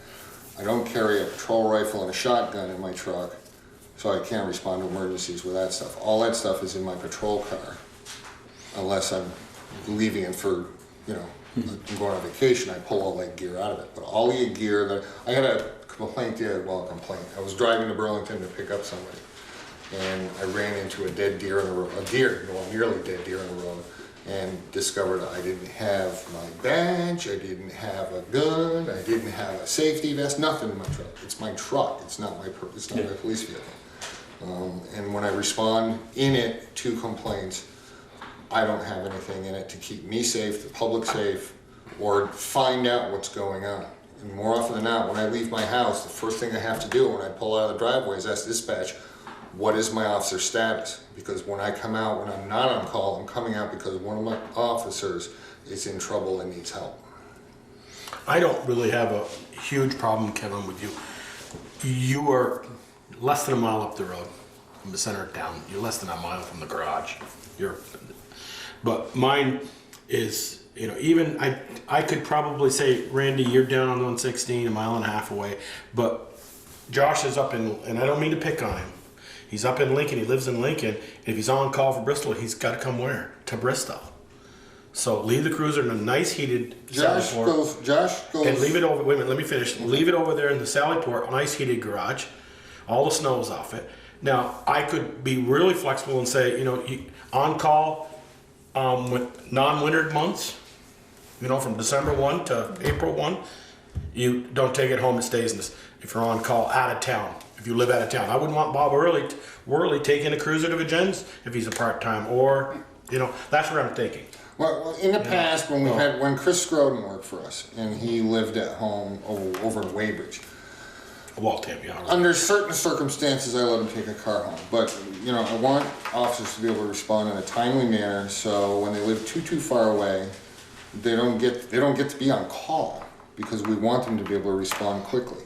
Josh typically doesn't take a car home when he's on call, because he prefers to come into the office. Sometimes he's there an hour or 2 hours early. He comes in, does a few things, has all of his gear in a locker, changes up there. At the end of his shift, he puts his gear back in a locker and goes home sort of in civilian clothes. his vehicle has blue lights and a siren in it. Randy's got blue lights, a siren, and a mobile radio in his car. I've never, with the exception of the short time that I had the O2 that I purchased from the town, have never had blue lights in a car. I mean, like I said, I don't really have a problem with you taking the second car home. It's just up the road. And you do respond, and I know you pull up with your car, and first thing they're going to go, no, you can't come this way.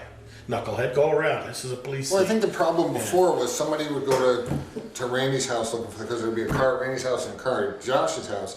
They'd go to look for the car at Randy's house, and oh, it's not there. Well, then they have to drive all the way to Lincoln to get the other car. I think that's why, you know, having, and I guess I thank you for it, because I just never thought of it. I always park our cars at home. When you ask me why is the car parked at Randy's house when he's not even in town, just the way we did it before. But it made sense. If he's not on call and he doesn't need the car in his driveway, it should not be there. And that's basically what we've been doing. And as I said, I take a car home. I'm on call every morning before I come on duty, and quite often on the weekends I get called to go assist an officer because you got part-timers working. My first response is usually as a supervisory response, so it doesn't cost the town any money other than the gas I burned to get there. If I did, and this is based on the contract that I came up, that the town agreed to That do we approved, yeah. I gotta go out. I don't get paid to go out, but if it becomes a situation where it's an officer that's needed, I'm supposed to try and get somebody else, and if I can't, then I do it. And I get compensated for it. But I do get called out. I probably get called out more when I'm not the on-call officer than I do when I am the on-call officer. And sometimes it's usually the shit has hit the fan. Ted? Is there a possibility of you garaging the cruiser when it's at your house? If I clean out my... You ever see us early? It actually used to be in my garage. I used to leave my pickup truck outside and my cruiser inside, and my wife's car on the other side. Have you seen my garage lately? Yes. I'm still. Yeah, how recently? There wasn't a fire. I saw it at the wedding. I'm actually still. I mean, as far as somebody having to come into I the want my village. garage back, yes. And I would like, and if I have my garage back, I tell you, I put my cruiser in there before I put my own truck in there. If someone has to come into the village to get the cruiser, it really makes absolutely no difference if they have to go to the police station or your house. You can practically see the two places. Got up on top of the roof, you can see the both. Yes, Ted, you're right. But I understand that if the weather is inclement, that if the thing is in the sally port, it's nice and warm and clean. If it's in your yard, it could be covered with snow. No. And cold. Unless it's 5 o'clock in the morning, the first thing I do in the morning, whether or not I'm working, is clear the snow off my cruiser, because I may have to respond to it. But what about 1 o'clock in the morning when somebody needs to come and get the cruiser out of your yard? We better not have anybody coming at 1 o'clock in the morning to get the Because there should be cruiser. someone on duty at 1 o'clock in the morning. I'm talking about a backup. They need a backup. That would be me. You're the back. I'm the So back. you have to go out and clean the cruiser off before you can. The only time that's ever been a problem was the one time, the worst was when I had it parked out here and we were still in this building and it had been freezing rain for about 2 hours. I actually had to come back in here and get a pry bar to open my car.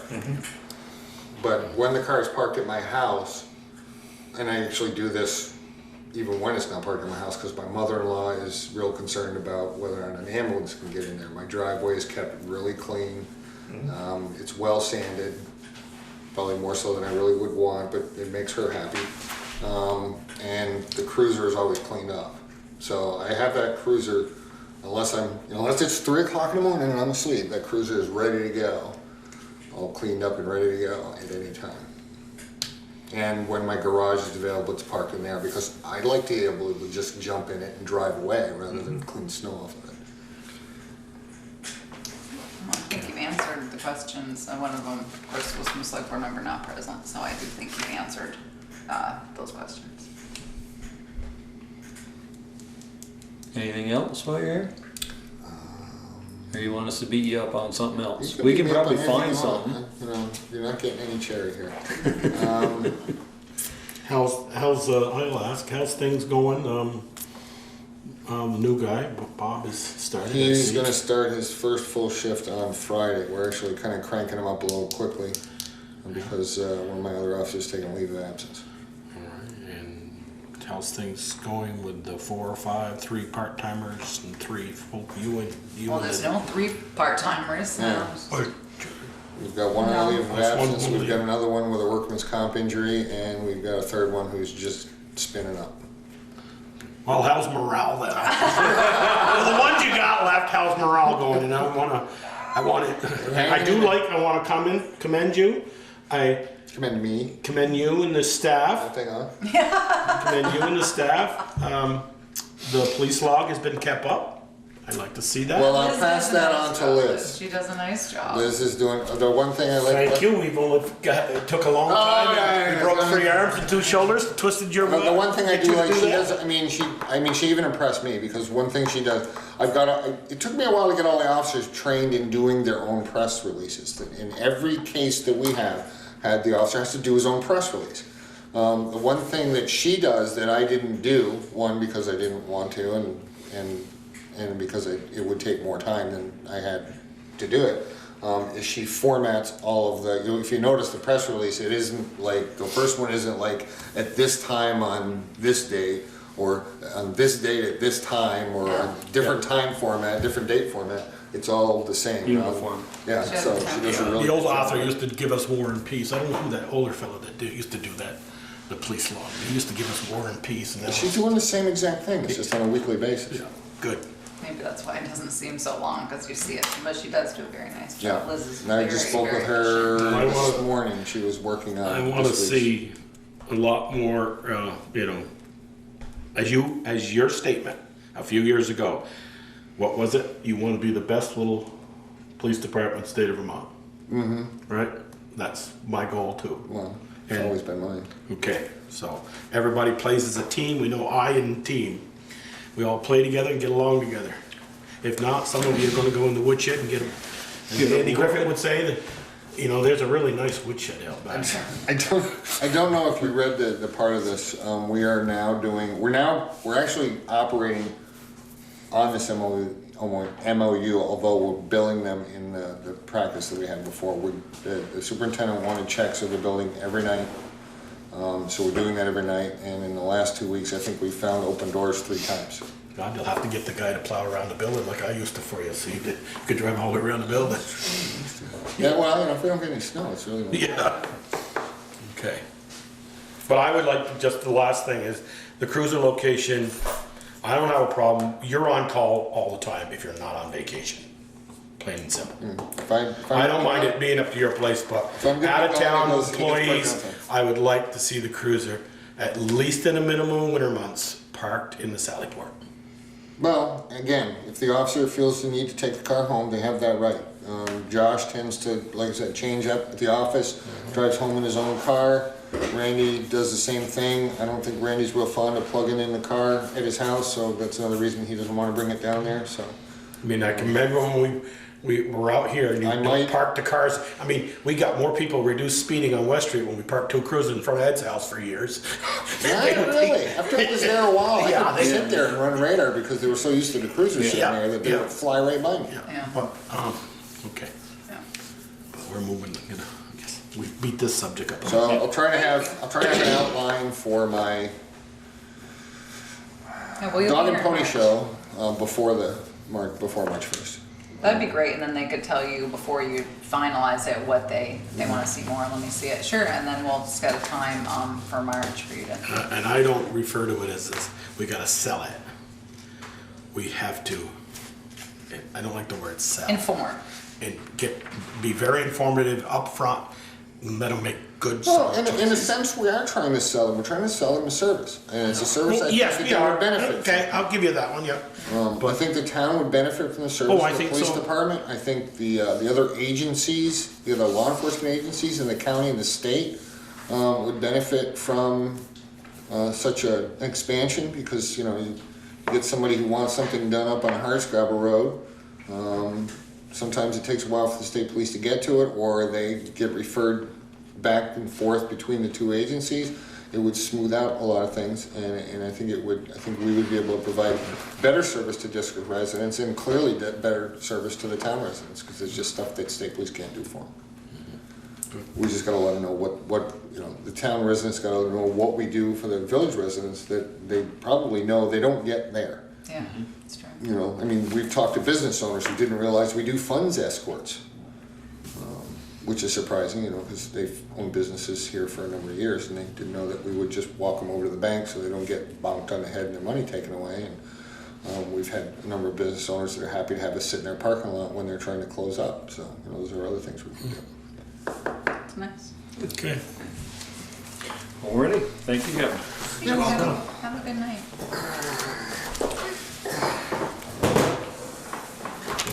Public forum, opportunity for citizens not on the agenda to briefly share comments and concerns with the board. The public is quiet? The public is quiet. Authorization to allow Addison County Chamber of Commerce and Cycle Addison County Incorporated to use Bristol roads as part of the Grand Fondo, scheduled for Saturday, July 1, 2017. This is not the first time that they've done it. And there was information in your packet about that, if you have any questions about it. I make a motion, we allow that. If they carried all insurance. Well, I was gonna say, name us on the writer. Yeah, I think that's what she said on the letter too.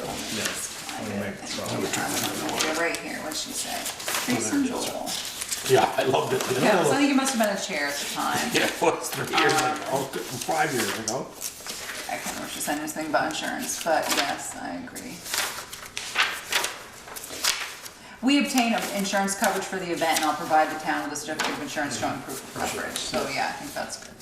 So yes, Ted's right. Did you second that, I just wanted Ted? to emphasize it. Mm-hmm. Did you second that?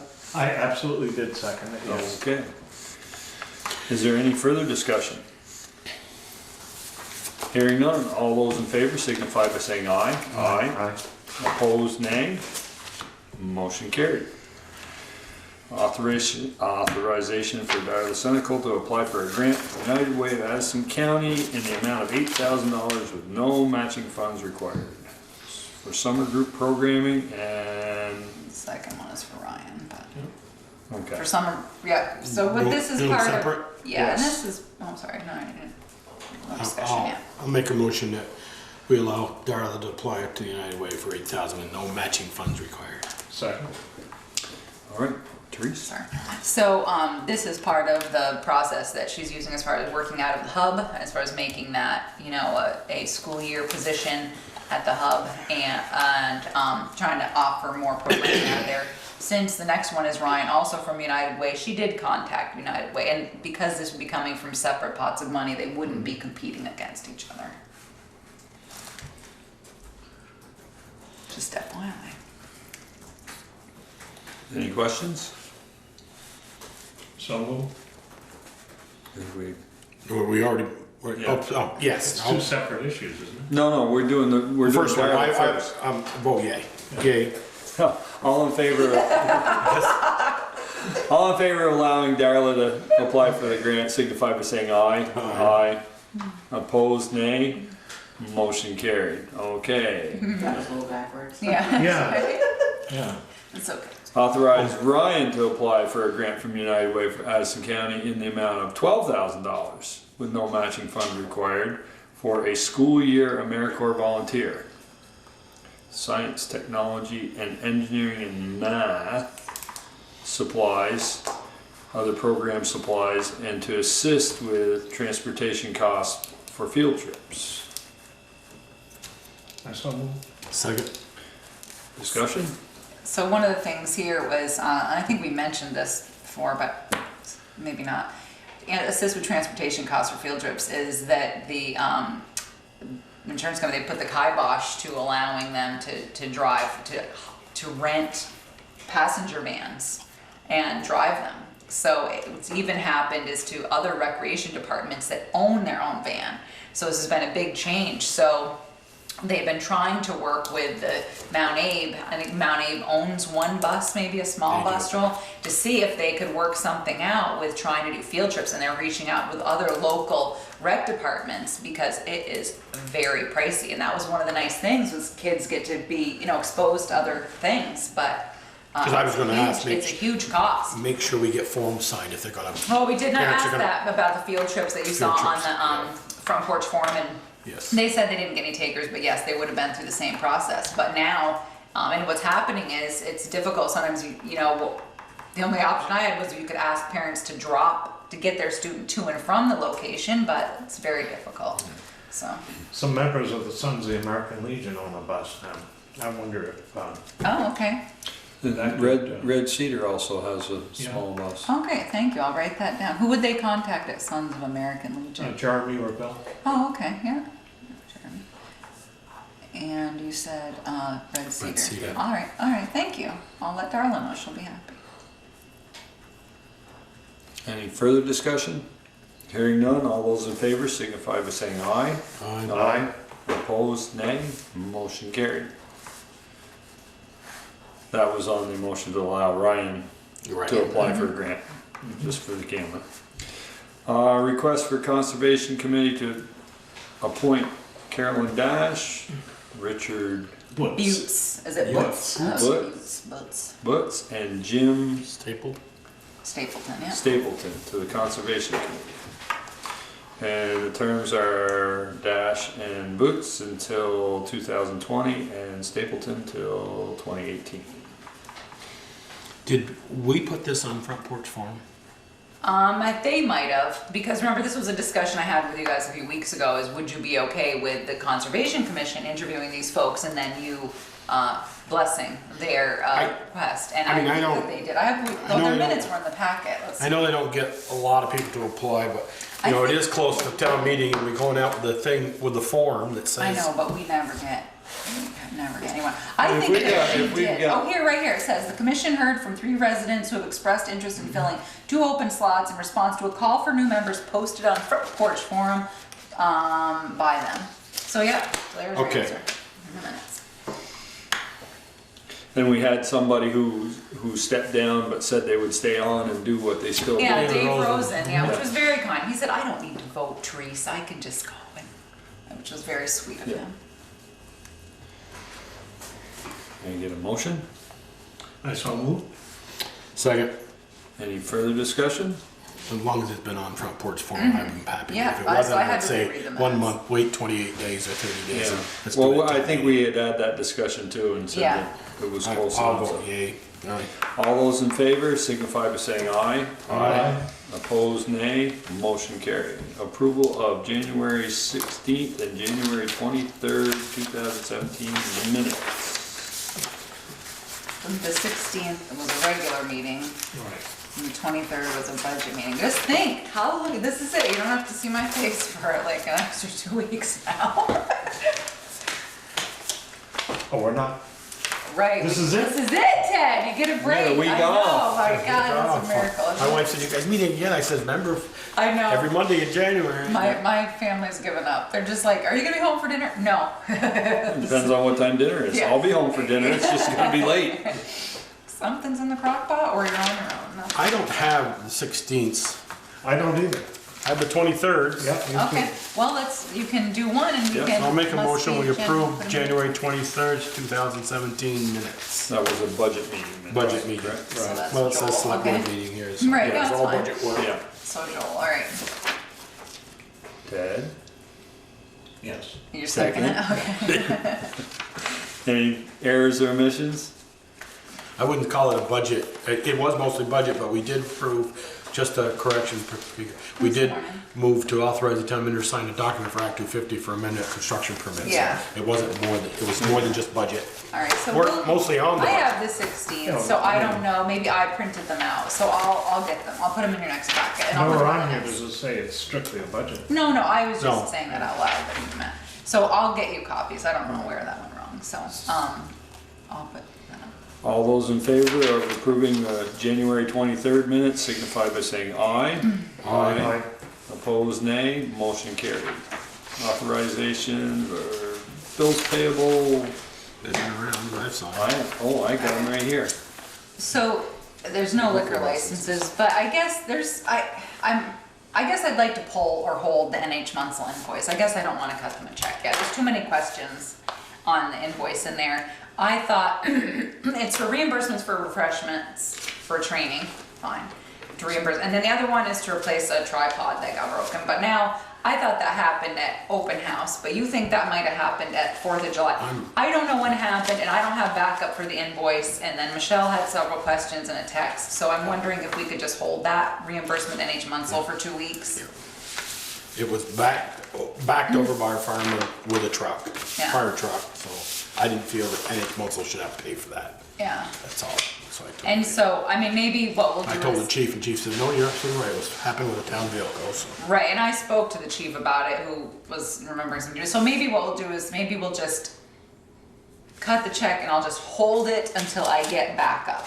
Because all it says is X amount of dollars for the tripod. It doesn't, there's no receipt, no backup to it. And I guess I'd like to figure out exactly when it happened. Okay. And, I'll make a motion, then we authorize pay warrants with the exception of holding one check for more detail. Is that what you want yeah, me to that's say? fine, no, that's fine, yep. So I'll just hang on to it, once we get it, we'll go. Ted? Yeah, you gotta say something, you can't just nod because she's gotta hear you. You second that? All right. Any further discussion? No. All those in favor signify by saying aye. Aye. Aye. Opposed, nay. Motion carried. Tasha, you want the amount of the payroll? Yeah, I was actually just gonna ask you. It's $48,757.85. And that includes the NH money? Yeah, it includes NH Munsell check, yeah, so we'll just. She'll just basically hold that on her desk until she gets the documentation she wants. Select board concerns. Ted? I've been getting a lot of calls about the solar array down on 116. And one of the neighboring individuals wanted me to bring this information to the select board. It's Eddie Janikowski. I know there's virtually nothing we can do about it, but we should at least know that. One thing I learned today is that Grow Solar was recently sold to a French multinational company named EDF. I spoke with the Chief Communications, Brand and Marketing Executive for Green Mountain Power, and Green Mountain Power has nothing to do with or knows about this project. No mention of Vermont energy credits at all. The project could be purely for profit with no benefit to the state at all. These are some of the questions that we, the Select Board, or the Planning Commission should be asking. Thought you might like to know. Ed? Well, as I said last time, I think there is something we can do. I think we can at least write a letter and state the fact that, like that, and from the board or from the the town, and said, I realize we can scream and holler all we want at Public Service Board, but not much we can probably do. But I would like to at least say, we answer our neighbors' concerns, our people, our constituents, to say, the neighborhood is not in favor of this, blah, blah, blah. We'd like a site review and those types of things. Yeah, I think. That's about all we can do. Right, but it's at least something. Well, at least we try. That's why I brought this. Yeah, I think you. that one thing that Eric Horn was thinking was maybe we should take all of, any of the letters, like he received a couple, the neighbors, and send them to Grow Solar. And if this gentleman is so open to being amenable and making sure that the neighborhood is satisfied, then he should know what they're thinking. Right. And what their concerns are. If he doesn't hear anything, he'll say, boy, I guess they want us really bad. Right, so that was one thing, and I'm sure you probably told Ed to also that he could also send his information to the PSB, because It's just starting here, yes, Yeah. I did, yeah. So You that want was- the, So that was one thing, was Eric you was. got this stuff, Yep, and Eric was gonna send it to the gentleman at Grow Solar, so I think that could be a good idea. What do you think? I'd like to see us, say to PSB and the gross solar that, we've had a lot of concerns and the board is, And you'll have we that haven't taken a opportunity. position on it. No, but you'll have But that at least we can, opportunity once, right now PSB hasn't put it out for public comment. right. But once they do, you'll have that opportunity. So I'll ask Eric to let us know when PSB puts it out for public hearings. Yes. I was gonna ask you who is making the decision, so it's PSB, the Public Service Board. I think that the hearings really is the time to get organized so that you could be effective. With the public access TV stations, there was hearings and it was the Public Service Board and would they accept or not certain things.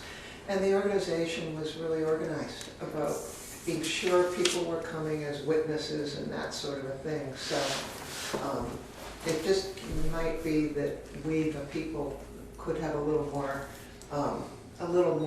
clout in terms of the response to it. So Yes. just wanted to offer that observation. I just don't want to have the public to think, oh, nothing we can do. We just throw our hands up. Well, I think we're not saying there's nothing that we meaning you as the select board can do, but there's something that they can do. Yes. They can go to the PSB. It's just and difficult. we as select board can write a letter saying You could. what our constituents are telling us. Right. That we would like this a complete review and blah, blah, blah. Yeah, and my only point I think is farmland is going to be taken away. Yeah, I think my only point had been to you is that and I think I said this is a personal decision, or even as a board, you guys have to decide. Either if you're taking a side, then you realize you are siding against a resident for other residents. But whether you're just stating your concerns is another thing. But you can do that certainly as soon as the comment period is open. But absolutely, I think the neighbors are going to have a better chance at the PSB Than you are. Jimmy. So what you're saying is the select board, the planning board, zoning board has no say in this? Not in solar, because there's nothing in our zoning, and that was the biggest thing with the state. They ran around and they tried to lock down all these sites before anybody got anything in their zoning. So then, if all your residents in that particular area are against it, wouldn't the select board want to take a stand for those residents? Even if they do, their stand is a letter to the PSB. Yeah, but it still would show the opposition. Maybe this company would feel, maybe this is not a good idea. Or they could go, oh, wait a minute, this isn't written in French. Yeah, exactly. Yeah. So they can show up at the hearing. I think that's really get people to show up at the hearing. Does anybody know why in these particular solar arrays that they don't give the local town fathers any leeway?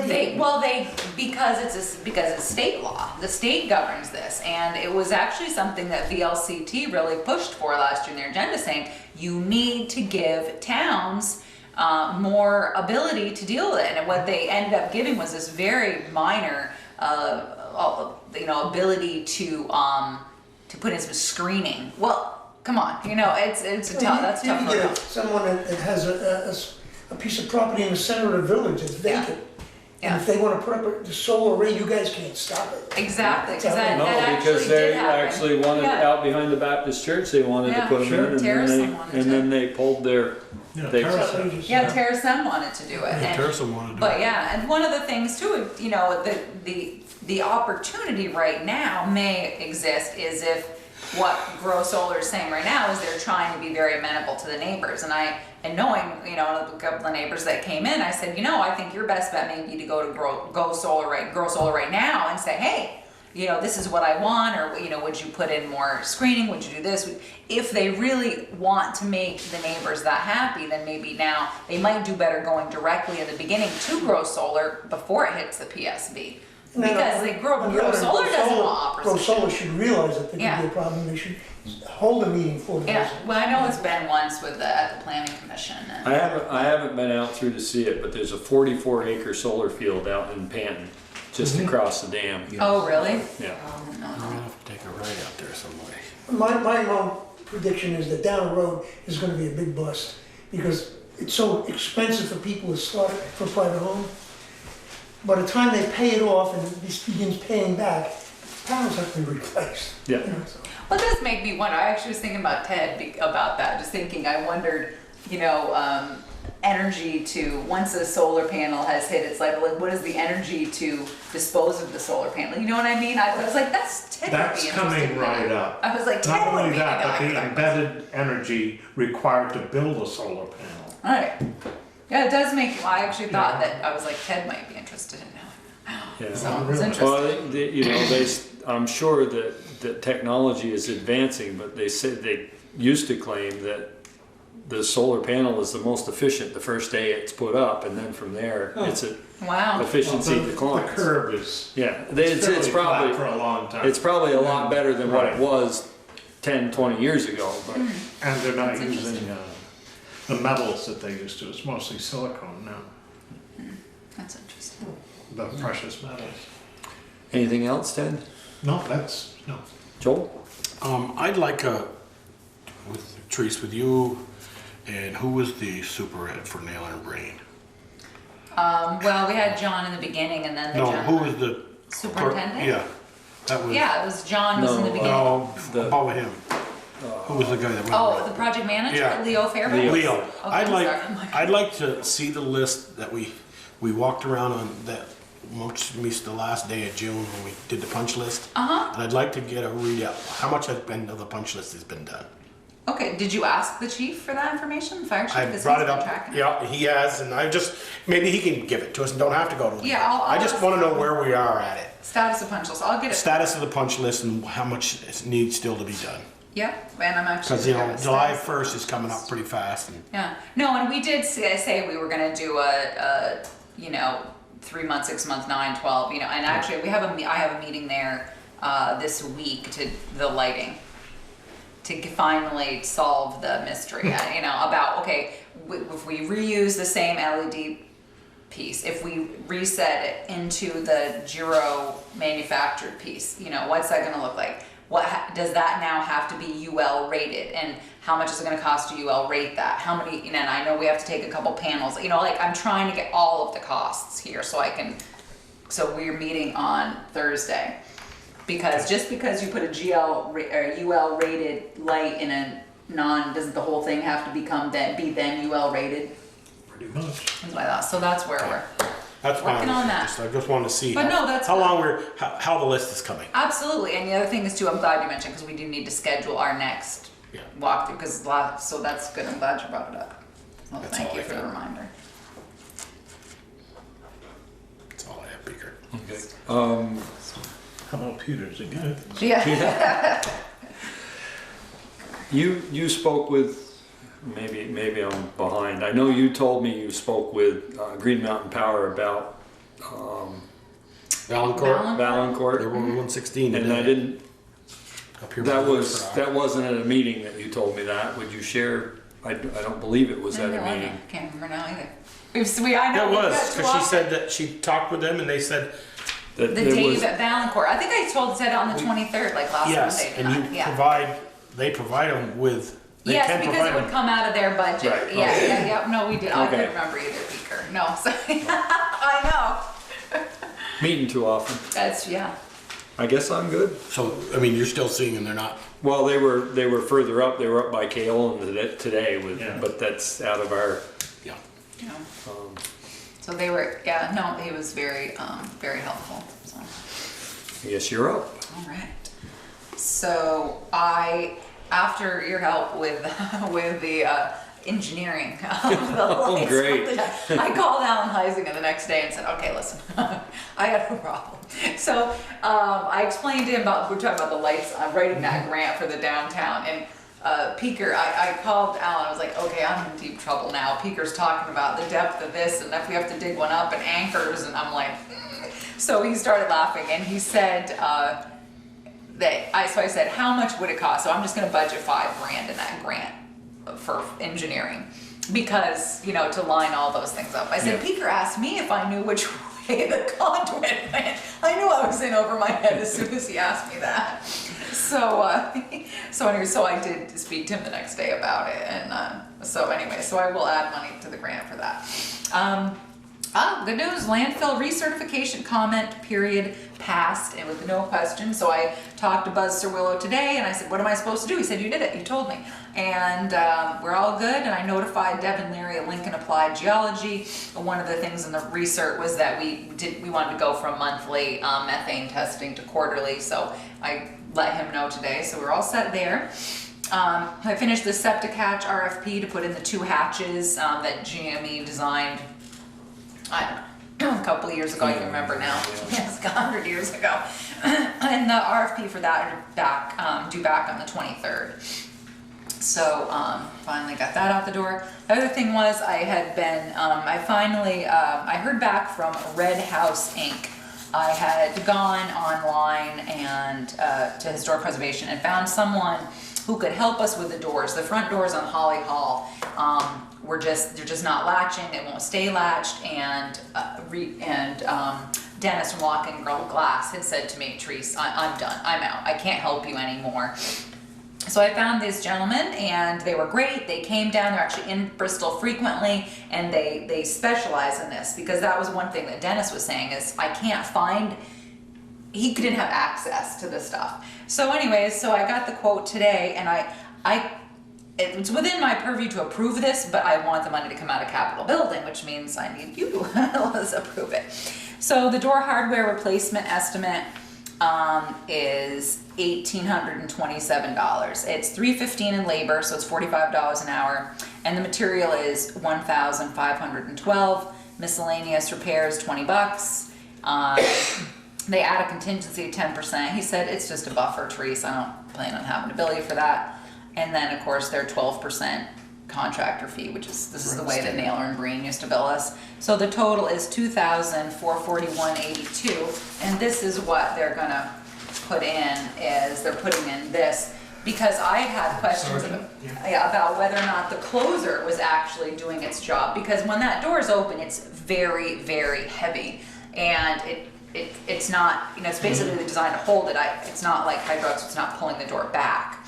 But he went and saw it and said, look, here's part of your problem. This, because when you put it up and down, it's not lined up, and from the wind and people standing out there, if it's locked, it's locked, but they, you know, it's not. There are no closers on here. It's not. No, he said that we didn't need it. He felt that the closer, the existing closer that Naylor and Breen had put on, you know, when we redid this building, was adequate. He said, I'm just saying this is what you need, and this should take care of the problem.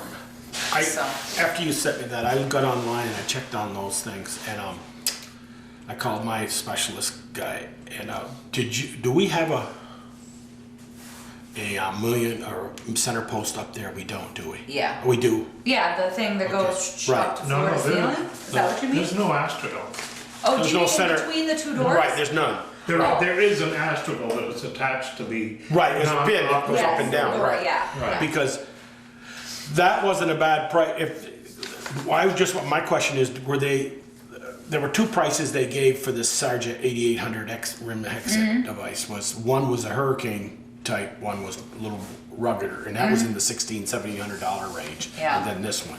Well, so I just was wondering what he came and I mean he came and sent another guy down. Oh, not only did he come, he sent the rep down to look at it to make sure that they got the right product. So it seemed like a good answer, because right now it's just latching, and you know, obviously last thing I want is someone to get in and vandalize it, and the fact that they're just difficult to you know, I had a lady from, you know, Tai Chi sitting on a chair I'm like, no, just somebody will do that for you, man. I'll make a motion that we allow to borrow from or take it out of the capital building fund to repair the front doors of Holly Hall.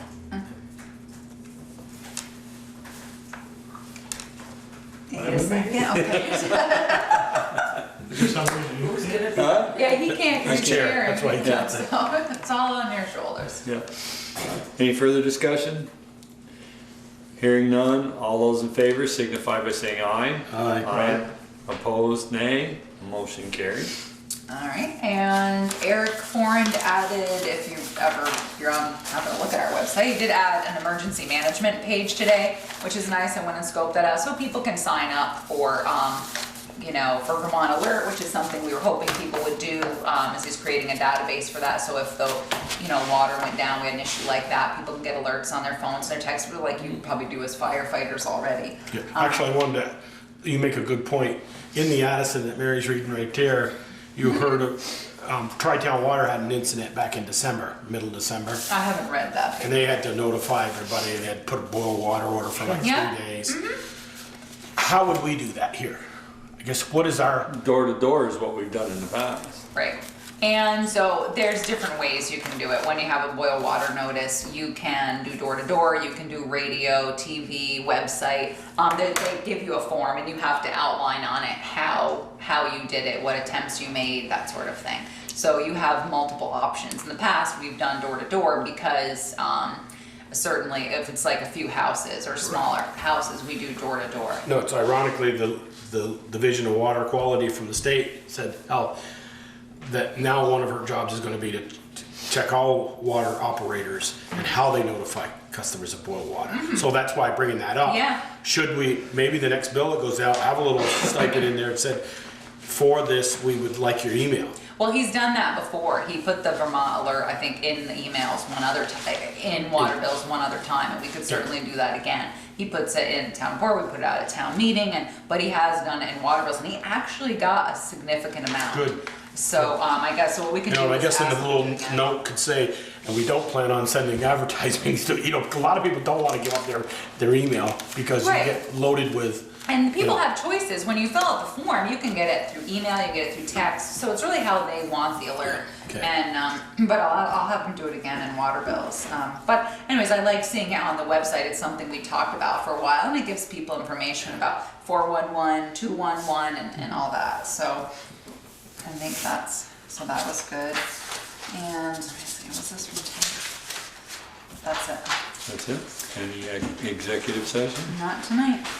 Make a motion to adjourn? I'm looking at pick right in. You have anything? No. You brought it, He was a GMP question.